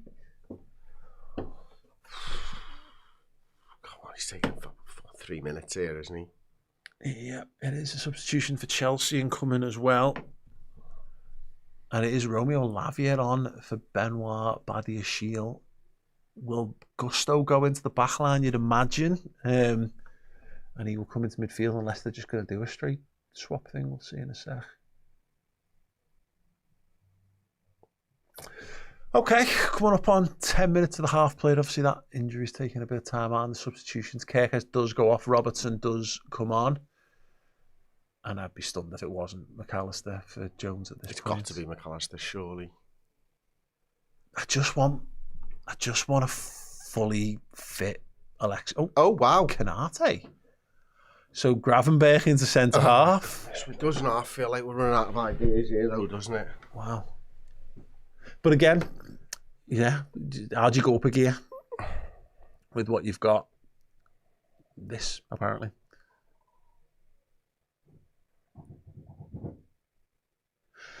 Yeah, fine. He's obviously seen something, and maybe it is just like we kind of remarked on that. If we're going to have the ball at the back and we're going to look to play through, then more ball players deeper definitely makes a degree of sense. But this is very much us. It feels like our break glass formation, and we'll do this on 55 minutes. It's a big old move from the manager. Flick on from Gakpo to no one. He's decisive. Inverts racing to try and cover Caicedo in the middle, does it well. Lavia, first touch. Liverpool marshalling really well there. Robertson's going to take that quick. Is the referee going to let it go? He is, My concern with this, though, is that our midfield's got worse. Yeah. Be interesting to see whether it is just Kurt in the 6. Definitely looks like it there. Well, it's a turn that, mate. Yeah, and what I mean is, I think Jones is in better form than McAllister. I think our midfield would have got better if Jones comes on from McAllister. Yeah. But losing Gravenberch means we get worse. Oof. Right on cue, that passing the ball straight out of play. Bag off, back. He's asked his mum for extra permission. Spending his pocket money with reckless abandon. Slot is Erik ten Hag in disguise. Love that. Yeah. Premier League winning manager. And a Slot. Manager, I think. Is actually not good a job. Even the manager. Fuck's sakes. Oh, wow. Garnacho's into the box. It's a square ball across the 6-yard box. Robertson deals for now. Liverpool really stretched there, though. There's Neto. McAllister's back with Robertson. Neto's looking for runners. Go square to Lavia. Well done, mate. Well cut out by Florian Wirtz. Gakpo needs to... Don't go into there. Why are you going into there? There's 3 of them there. There's 3 players there. It's okay. Liverpool managed to break their attack down. That's a ball, that foot, mate. It's too heavy over the top of Salah, and Sanchez will claim it. There's nothing worse than running and then a keeper throwing the ball over your head like that, is there? It's the most infuriating thing. I'm sure you enjoyed doing it to people, but I fucking hated it when a keeper did that to you. It's not because you're running from full back, right? Fuck! Back I go. Oh, it's uphill as well. Chelsea go back to Sanchez. All right, I'll mess it up. We need to create a chance. Yeah, again, just to prove we can. Gakpo did well. Isak did well. Come on, take it quick. Oh, nicely done. Bit back to Isak. Goes back to McAllister. Jones. Bit. What's a 10, that man? Lovely stuff. Oh, get into danger. Great slide and tackle to keep God. Lavia skips away from danger. Liverpool on the back foot. There's Chelsea across the halfway now. Liverpool have got good numbers back though. On that left hand side, Garnacho. Overlapping run from Cucurella to the byline. Floated back stick. Oh, he's Robertson did just enough there. He got caught under it and then timed it really well to head it from a foot away from him. He just jumps in front of the header, doesn't he? Look at this. Ha! Yeah. He does. That's brilliant. You can't win the header, win the second ball. Make the second ball winnable. Yeah. Corner to Chelsea. And Liverpool have made the proactive change in terms of personnel, and it hasn't really worked. They haven't kept a player back there, have they? Yeah, Chelsea. That's their keeper, innit? Yeah. Chelsea going for the throat here from the corner. Neto's going for the in-swinger. Starting to crowd round Mamadashvili. Floated near post, headed up and away by Van Dijk. Wirtz is chasing it. Going shoulder to shoulder, loses out, but actually does win a throw-in for his presence. Well done. Caicedo forced to concede the throw is Robertson. Back to Mamadashvili. And Gravenberch. I mean, it's all well and good putting a defensive midfielder in that, but that's all the only pass you can play. He's acted well there. And all the way back to Sanchez. It's a bitty game of football, this. Go on, scare him. Go on. Shout boo. It's pressing the goalie. That'll do. Van Dijk is in their half, which is scary when Gravenberch's his partner. And Van Dijk nods it on. Okay.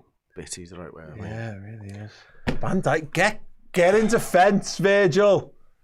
If one of our centre-halves is going to move into midfield, let it be the guy who plays centre midfield for us. It's a simple game. Well done, Robbo.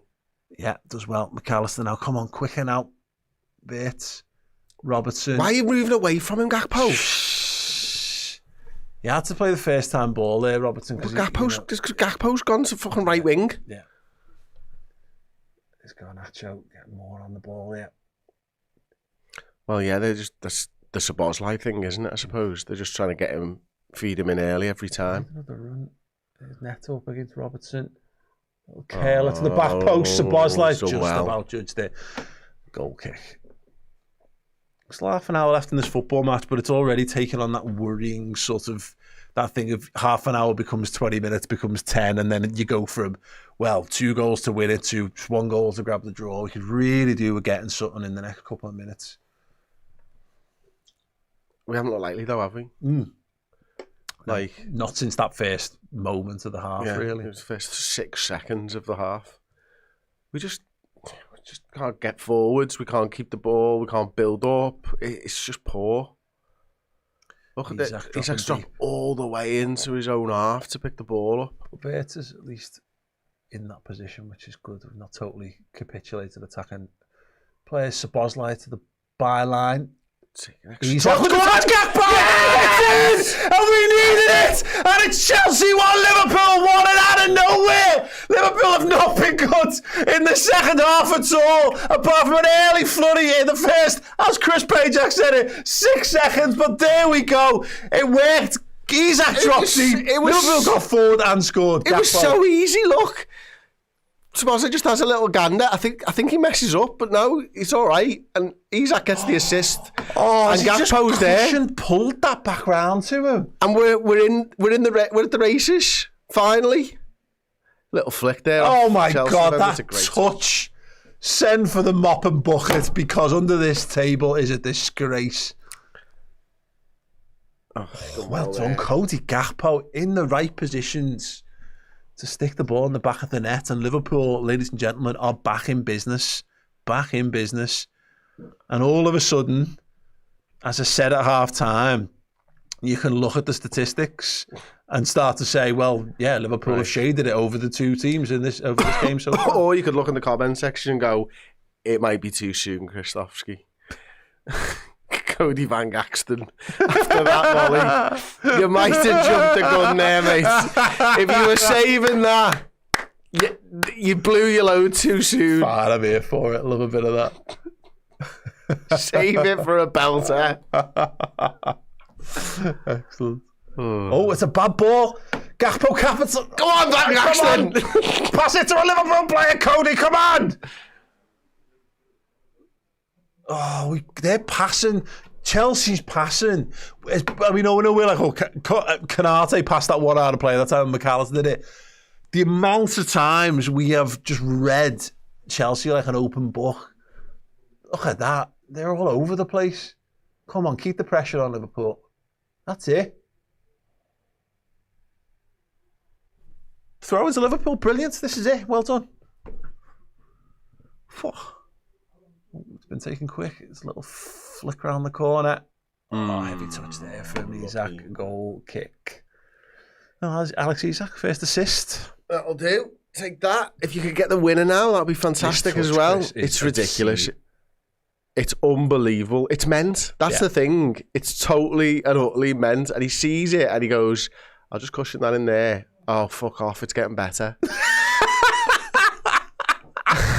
Fuck off. It's getting better. Let's bang that on a t-shirt, please, everyone. Love that. Right. Neto's got to keep his threat nullified.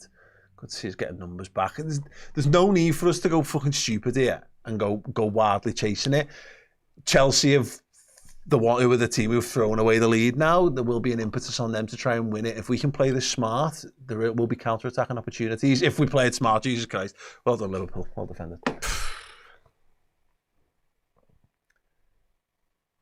back on the halfway line with Chelsea looking to play through. Go on. Look at Gakpo. That's it. Gakpo! He's played Salah in. Look at he's offside. He's it. Salah tries to no! What are you doing, Mohammed? No. It's sports under the bar. Fuck's sakes. Oh, wow. Here it is. Chelsea playing daft passes, being anticipated. Vert plays Salah. He's offside, so he would have had his blushes.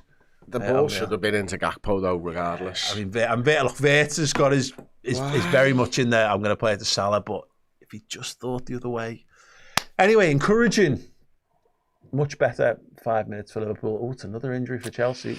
Oh, fuck's sakes, Mo, said Scott in our Discord. I do feel like I can breathe a little bit more, which is nice. Angela Brewery. Maybe I should have read this earlier. A week from hell. So, let's hope not.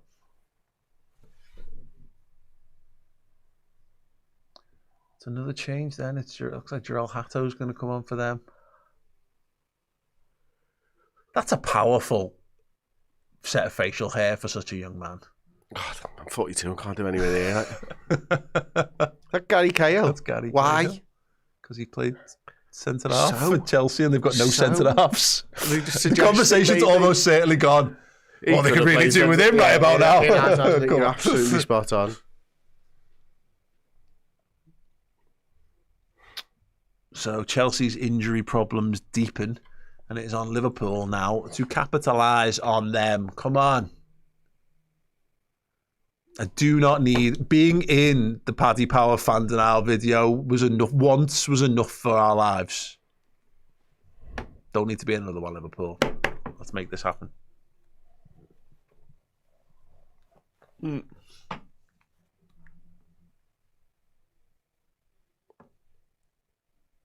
that fucking Madonna or something? Who's that?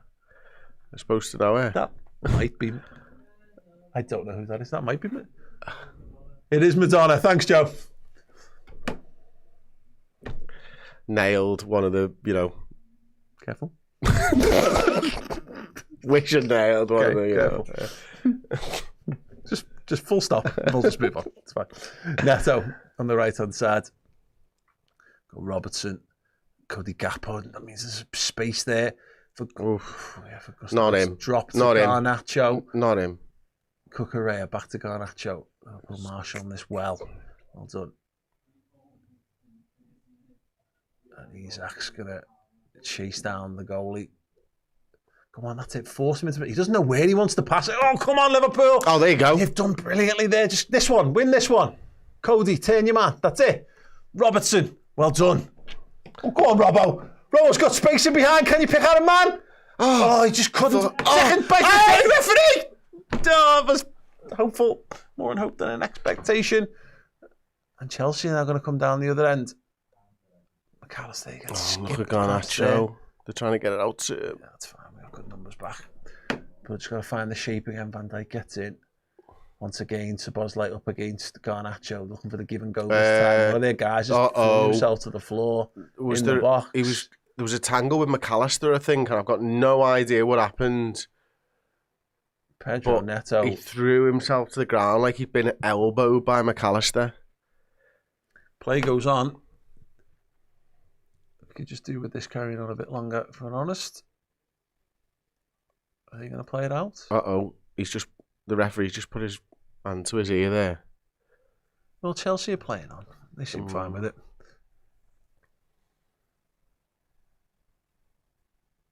Liverpool fans in full voice. Well done again. Van Dijk looking for Gakpo. Come bring it down, Cody. That's wild. Better. Yeah, well done. Sorry, vertical play. Oh, just a little underhit the pass there to Isaac. Just needs to be a bit more here. And it's he's up anyway. Ekatike is the obvious next sub for us, Chris. Yes. And obviously there's a Chiesa conversation. You could do two. You could do Isaac and Gakpo off. Or you could do Ekatike. If you would do an Ekatike, would it be for Isaac or Gakpo? Isaac for me. Because I want Ekatike as close to goal as possible. And that's the only reason. Jones striding through. Salah's got space on the right side. Gakpo's completely unmarked at the back post. Goes for the outside. The Curtis Jones gets it. It's going to drop to Gakpo. Still got it. Goes to Alexis McAllister. Driven. Blocked. Still. No. He overhit it. What do you do? He's having such a struggle this season, isn't he? With just his... I want to see the shot again. I want to see where it was going.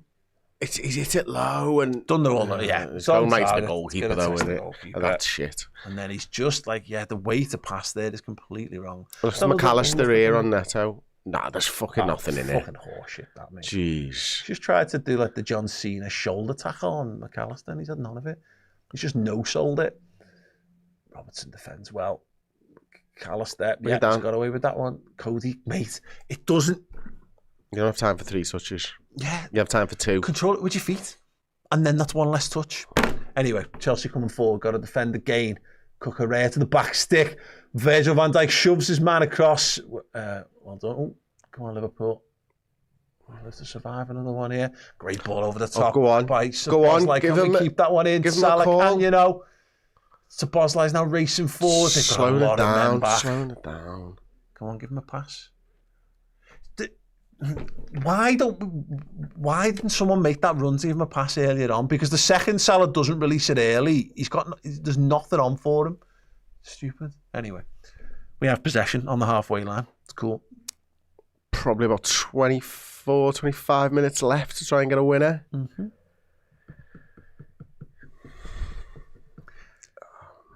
I want to win this 3-1. Do you take Mo off? He won't, because he's starting to actually. We're starting to find him. Hey, he's elbowed Isak in the penalty area. He elbowed him. He fucking elbowed him. It's in front of I think it's in front of the Liverpool fans. Let's have a look at this one. Isak tries to get in front of him. He grabs Isak by the face. What was a penalty, by the way? It was 100% a penalty in Galatasaray. Which I didn't agree with, by the way. No, I didn't agree with that at all. That cam is fucking stupid. Look what they've done. They've taped him like a BFG here to him.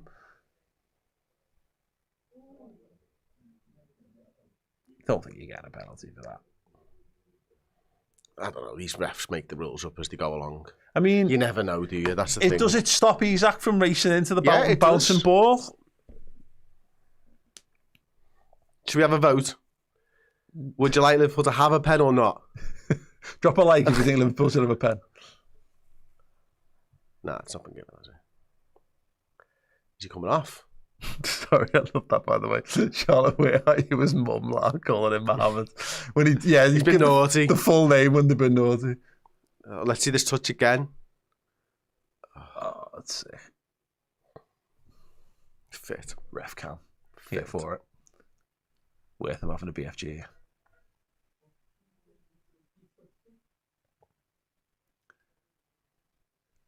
So Alex Isak is off, and Hugo Ekitike has changed his hair. Again? It's gone short. And we've now got another one who fits into the physique profile and with no clear identifier. The blonde hair was excellent. It was very clearly Hugo Ekitike from a distance.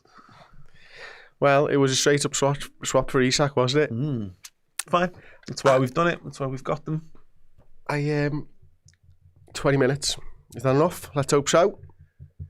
Yeah, well, look, the reality is, as I said, on 60 minutes, it had the hallmarks of this is going to be 20 minutes to go. We're level now. Yeah. So the prognosis feels healthier. Both teams will want to try and win this, which I think will suit both teams, ultimately. Neither team look prepared to settle for a point. So it should be something just up to Liverpool to be the team on top. And having Ekitike on the pitch, a fresh Ekitike, bodes well. Chelsea are making all kinds of mistakes at the back. Yeah, and we keep throwing it to our defenders. We just don't seem to be comfortable in possession, do we? Like, in the middle of the park. But we just seem to be really rushed. And at the risk of kind of going back on a point I made earlier, of when you've not got Trent on the pitch, that your fullbacks are always free. It's so easy to make a fullback free in football, and if your fullback could pass the ball to anywhere else on the pitch at any given point, then that was a weapon that was totally underrated. So yeah, in possession we do. I feel like you need more, and maybe that's like what's a ball that you need more. Well done, Robbo. Time and experience and gel, because it's gonna take fine margins and brave passing far more than in previous seasons. And maybe Salah's lost a step as well, which is another thing which doesn't help you get the ball out. Chelsea building short from the corner again, once again to Cucurella. Caicedo looking to find a crossing angle here. Well done again, Robbo. Charged down by Robertson, and again it's a Chelsea corner. Robertson just pointing out the short one again. Esteval. I didn't even know he'd come on, so that's something. Well, Marshall by lucky. Vert up against Esteval. Don't know why they did that. Second short corner. They've had a couple of like quite clever ones, haven't they? So there you go. Now we've got a break. Look at Vert. Oh, it's in front of him. Play it in front of him. It's a bad pass. And now pressure as well. And a free kick. No? Okay. Here we go this time. Mate, McAllister. Oh, fucking hell. The passing's so shit. The way to pass again. McAllister. On a short from McAllister. That's his bread and butter. Yeah.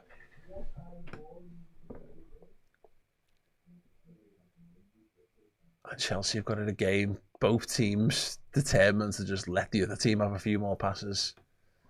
It's a Sky Show in the last 10 minutes. 47% of the action has been in Liverpool's third. Go on, Robbo. Go on, Robbo. He's got Wirtz making a run. Go on, Robbo. It's gone deep looking for Salah. It's just over him, but Salah will gather it by the touchline. That'll do. Miscontrol it, annoyed with himself. There we go. We've got to throw. We can throw back to our defenders now.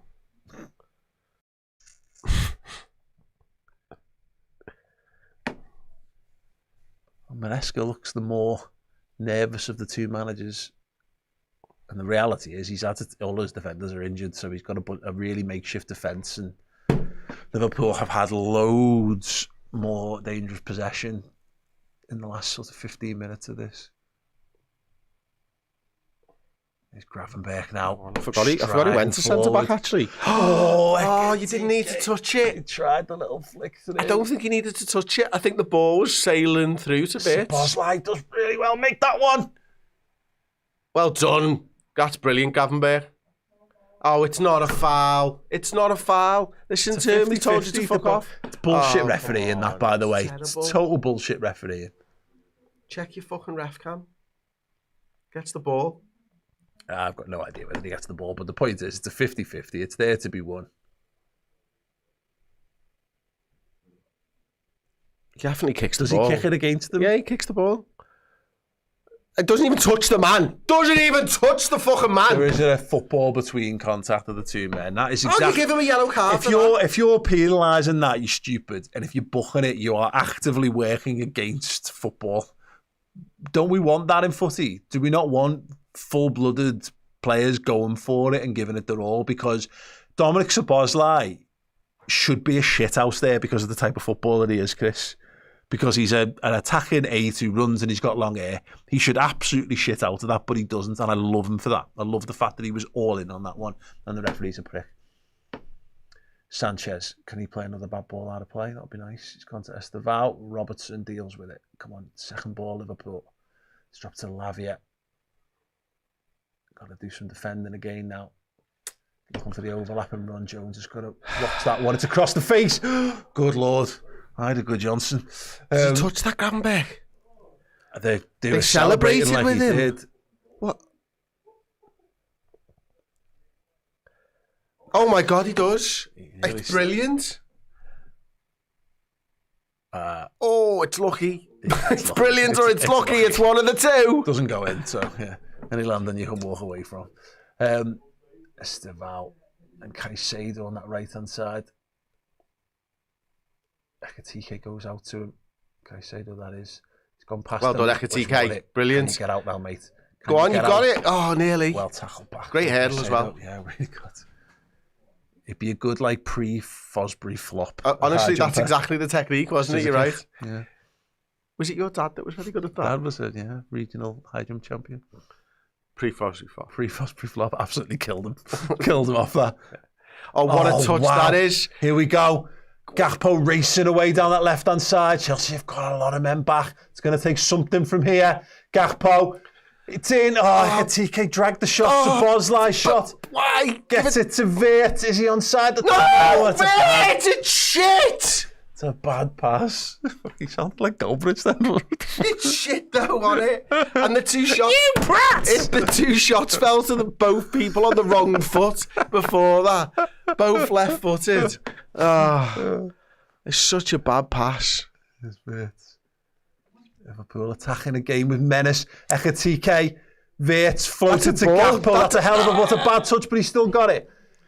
Back to Florian Wirtz. His touch is absolutely deserted in there. Well won, Alexis McAllister. Keep it in. Come on, keep him going. Well done. That's fine.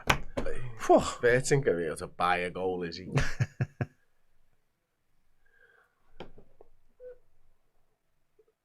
Van Dijk to Gakpo. Squaring his man up. You know what's coming. You know what's coming. Yeah. Is it the one to the line? He shined him down. Absolutely snapped the referee said play on. hits Vert in the undercarriage. He goes through his legs. I think he does win the ball, but it's the way. Let's see if he. No, he doesn't win the ball. Just takes the man's legs. Takes the man's legs and then gets the ball. This is the best referee in the country, apparently. Good on you, Anthony Taylor. Oh, and who's he booked? Probably Gakpo. Probably a Liverpool player for complaining. Or the manager. Yeah, the manager. Fucking hell. Hawks with the super chat says, amazing how many times they use ref cam to show a goal, but how rare for any contentious decisions. Anyway, go on, you Reds. Good point, well presented. Spot on. Absolutely spot on. Like how body cams are only on when they need them to be. Gravenberch plays it forward and Chelsea come forward themselves. Getting back, but it's been split. Well done, Szoboszlai. That would have been kept his focus there, didn't he? Oh, it's good defending that. Is that James? Yes, he's the captain. Come on, Liverpool. Anyway, FCAPS, thank you so much for the comments, Hawks. Muck 2167. Crazy how much better we play with Robbo on. Salah's been horrendous once again. It's an Orzoko. Says Taylor is a herb. He's an herb. Got to defend this, Liverpool. Oh no! Got another striker. What a save! That was a rasper, wasn't it? We're into the final 10 minutes here. Come on, Liverpool. Got to keep the door shut. This game. That's another good save from Mamardashvili. Well done. Wow! Full stretch, 2 of them back to back. Yeah, 2 very good. I think he knew what was coming then, didn't he? Yeah, he's anticipated that well. He's done well though. Wide. That's what he's good at. That's one of the things he's very, very good at. And that won't do him any harm. Actually, have a couple of saves to make you feel good about yourself. Right, defend this corner, Liverpool, and go and score on the counter-attack, please. It's another in-swinger. They're going to try and crowd the keeper again. You can see that, just making that move just to congest the 6-yard box. Just got to clear him out from the goalie. Gets the punch just enough. Well done. Goes out to the back end of the penalty area. Gusto. That's a bad ball back to Reece James, and Liverpool can get themselves set a little bit further up the pitch.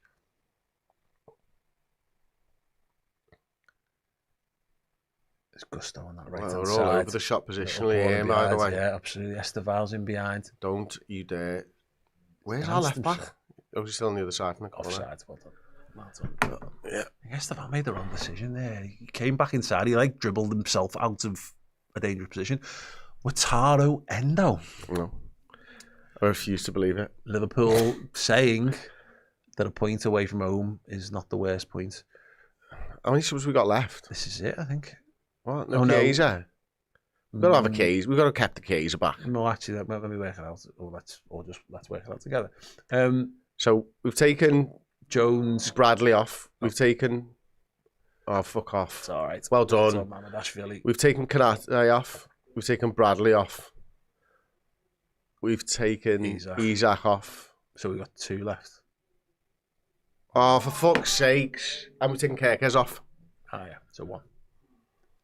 Well done. Go ahead. Well done, Andy Robertson. How on earth has he managed to do that? Come on, that's it to the byline. Oh, it's a terrible cross, Cody. No pace on it whatsoever. This is the manager saying he just wants to draw here. Which is annoying because I'd rather win, but also we can't lose. Exactly. You can't lose this. You cannot lose this. I mean, you can, but don't. And look, all that being said, it will depend on the substitute. It's obviously McAllister. Yeah, there you go. But it doesn't necessarily mean giving up the ghost. It just means having a little bit more firmness in the middle of the park. Or maybe you got option at centre back and Gravenberch moves back up. It's possible. No, it looks like he's in the middle. Yeah, I think that's fine.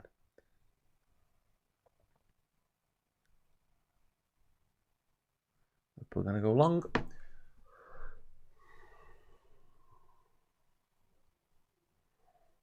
Okay, let's see how big you can kick it. Fucking big. Big. Come on, Hugo. That'll do. Chelsea to win the second. Come on, win it. Liverpool. Endo in there. Win it. Well done. Now keep the ball. Jones. Keep the ball. Keep the ball. Keep the ball. Goes back to the goalie. He's under pressure. Again, wrong foot for him. Yeah.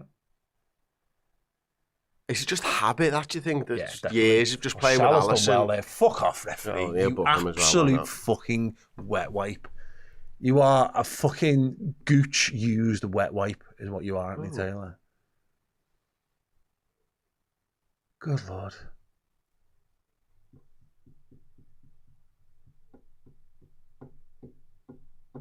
It isn't the kind of substitution that makes you go, come on! We're going for it, is it? Yeah.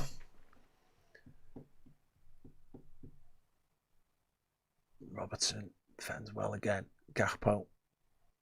It was like he was surprised there was a man there. Endo. Been there all day. Come on, Mataro. Oh, fuck me. The Why can't we passing, just- man. The why can't passing's we just pass the terrible. ball?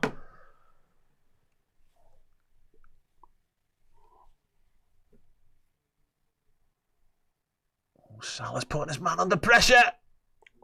Come on. You're a lucky boy. You're a lucky boy. Oh, come on. Don't stop. Keep Oh, going. look, he's through. He's well in. Well done, Szoboszlai. Szoboszlai, that is fucking excellent. Wow. He's an astonishing footballer, Szoboszlai. Like I've been critical of him over the last year, not this season at all. Just amazing. Oh God, we're defending still. Go on, Endo. Get your head on it, lads. Endo, Well done, get son. his head on it. One of yous, you fucking idiots. Fucking hell. He just wanted it more. They just left it. Salon and Bert, neither of them, they left it No! for each other. Oh, what a save. I think it's going over anyway, but does he get fingertips on it? It's him again. Go away. Leave us alone. Pot shot is falling Oh, there, isn't he? He leaves it. No No, need for he does get it. I wonder whether it might have just dipped, maybe. It didn't look it from that angle, but it wasn't the angle to say. Stavao with the corner. They're going to just whip this one in this time. Again, trying to crowd Mamadashvili on near post. Go. Clear away this time. Someone. They're going to let him have it. Going to get themselves defensively set. Reece James with the cross. It's a header. And it's well claimed by the goalie. Go on, where's your throw? Go on, cannon arm. Got some serious airtime, man. Wow. Come on, pass. Wow. That's it. That's Wow. it. Go on. No, pass it to Cody for fuck's sake. Go on. Szoboszlai scored. Oh, it was wide. It was wide. It was He good tried to place build-up. it, didn't he? Yeah. What did he just Good get a bad play. It's connection? come from the goalkeeper again, hasn't it? Yeah, that's a hell of a weapon, that throw, isn't it? He's injected some serious pace into it. I was like, he's fed up of seeing the defenders fart around at the back. Yeah, stop and he's just like, around. I'm getting it past yous. Come on, Mataro. That's your ball, mate. They're trying to take it off you. Get it back. Oh, goalie, well done. I'll tell you what. Hey, don't throw it there though, mate. Yeah, that's a free kick. But it was risky, wasn't it? Yeah. Because he would have just been there with the football. It wasn't like it was a...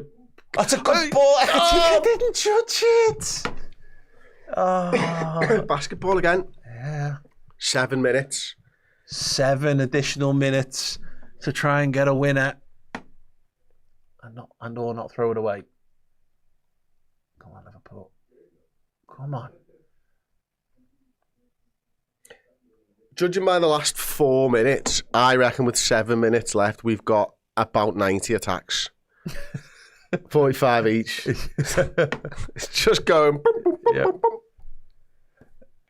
Gets into promising position, and either someone passes it badly or Szoboszlai breaks it down. No. Oh, free header. Oh, he's missed. Wide. How's Enzo he missed? Fernandez completely worked his way free at the back post. Oh, that was lucky, Paul. I don't think Szoboszlai. I think it was Szoboszlai. I don't think he had a clue he was there. He doesn't have a clue that he's there. He's still surprised. Yeah.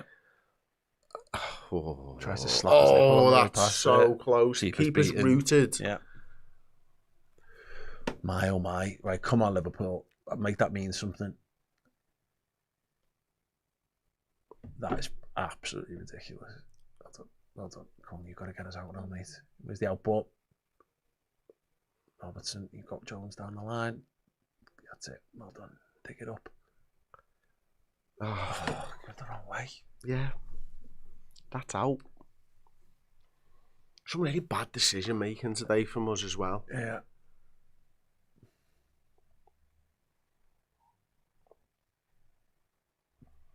and pick it up and just throw it. And Chelsea, yeah. significantly more from Chelsea. Good God.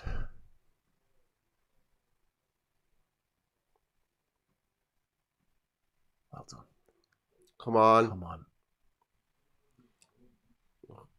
That is probably the answer, if you can get him the ball. Yeah.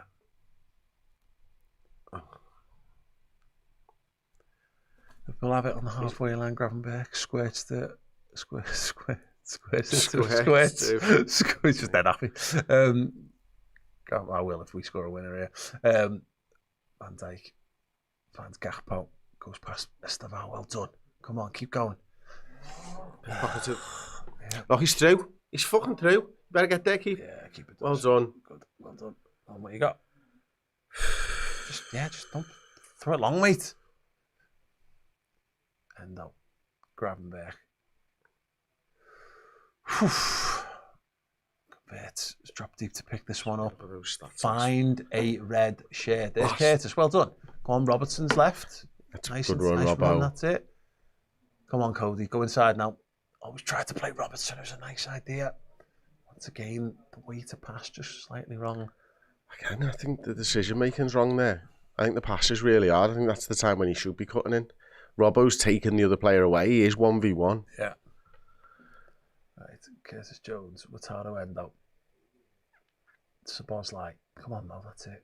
Now who's playing? Come on, someone needs to go near him. Wow. Curtis Jones! No. Oh! Tried it again. Who's the step over, Ekitike? Brilliant. Yeah. Brilliant. He's got a good track record against Chelsea, hasn't he, Curtis? Just dug under it. Doesn't have the angle anyway, really. Good though.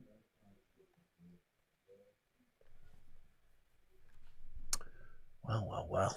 It's a nervy game, this. It's just that, given how mad and unpredictably, at times, shit both teams have been, you just can't trust either one not to fuck it up. It's a good point, well presented.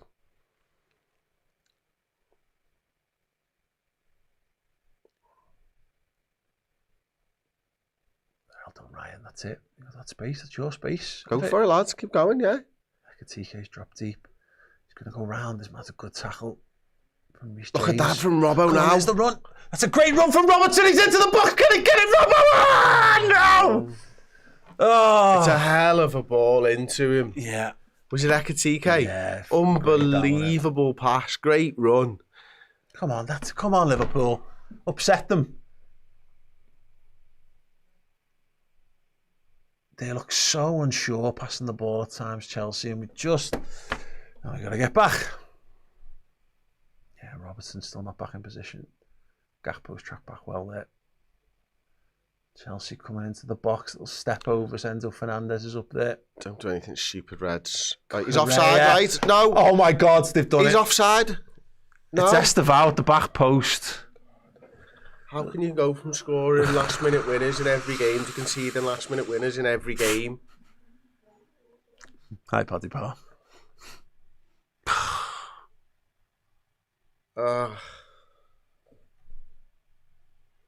He was offside though, was it Cucurella? I'd be delighted if he was. I'd be delighted to find out that he was offside. Any of them. They've done the right thing there though, haven't they? A couple of times that way. Just keep trying to work runners. And we did it a couple of times with Robertson, just not enough. Oh, yeah. Holding out hope, yeah. What a bad week. Holding out hope for some sort of mad VAR. But they'd have already looked at it, I think, wouldn't they? Yeah. They'd have already looked at it. Well, it's the first time we're going to see a replay, so let's have a look. Oh, he's on. Onside there. Cucurella. That's a goal, yeah. Robertson just doesn't get in front of him.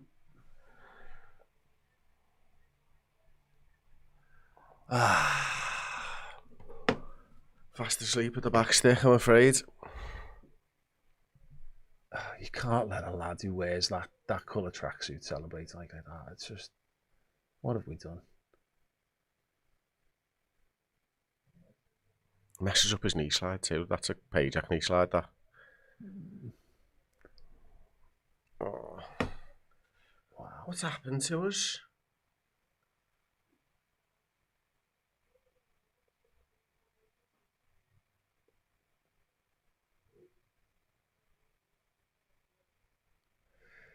Well, that's the allotted injury time done. There will be added on time. How much we'll find out in a second. Reece James and Virgil van Dijk having a little tete-a-tete. Van Dijk saying... Is there a sub here for Chelsea to take some time out? Enzo Maresca has been sent off. Good. That was for his coat.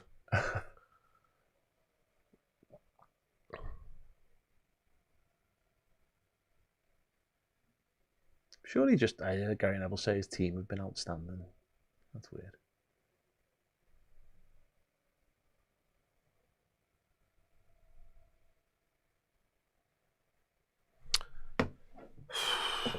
Dear, oh dear. Well, yeah.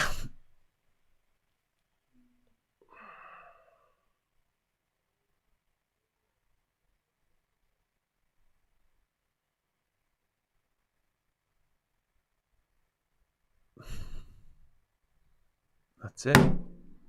Ugh.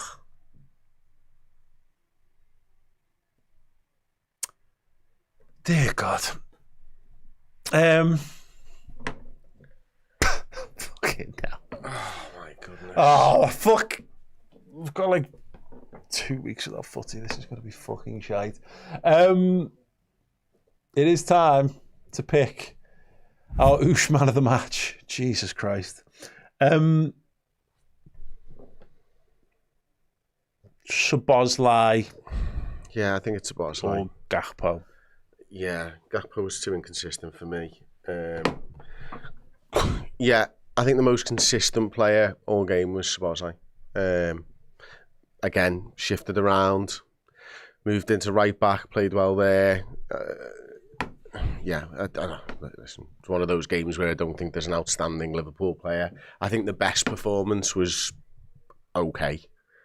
That was today's performance. Unfortunately, we were nowhere near good enough again, and I probably think the manager's got the selection wrong at the start of the game again. I think maybe Ekitike should have probably started. It looked really good when he did come on. Yeah.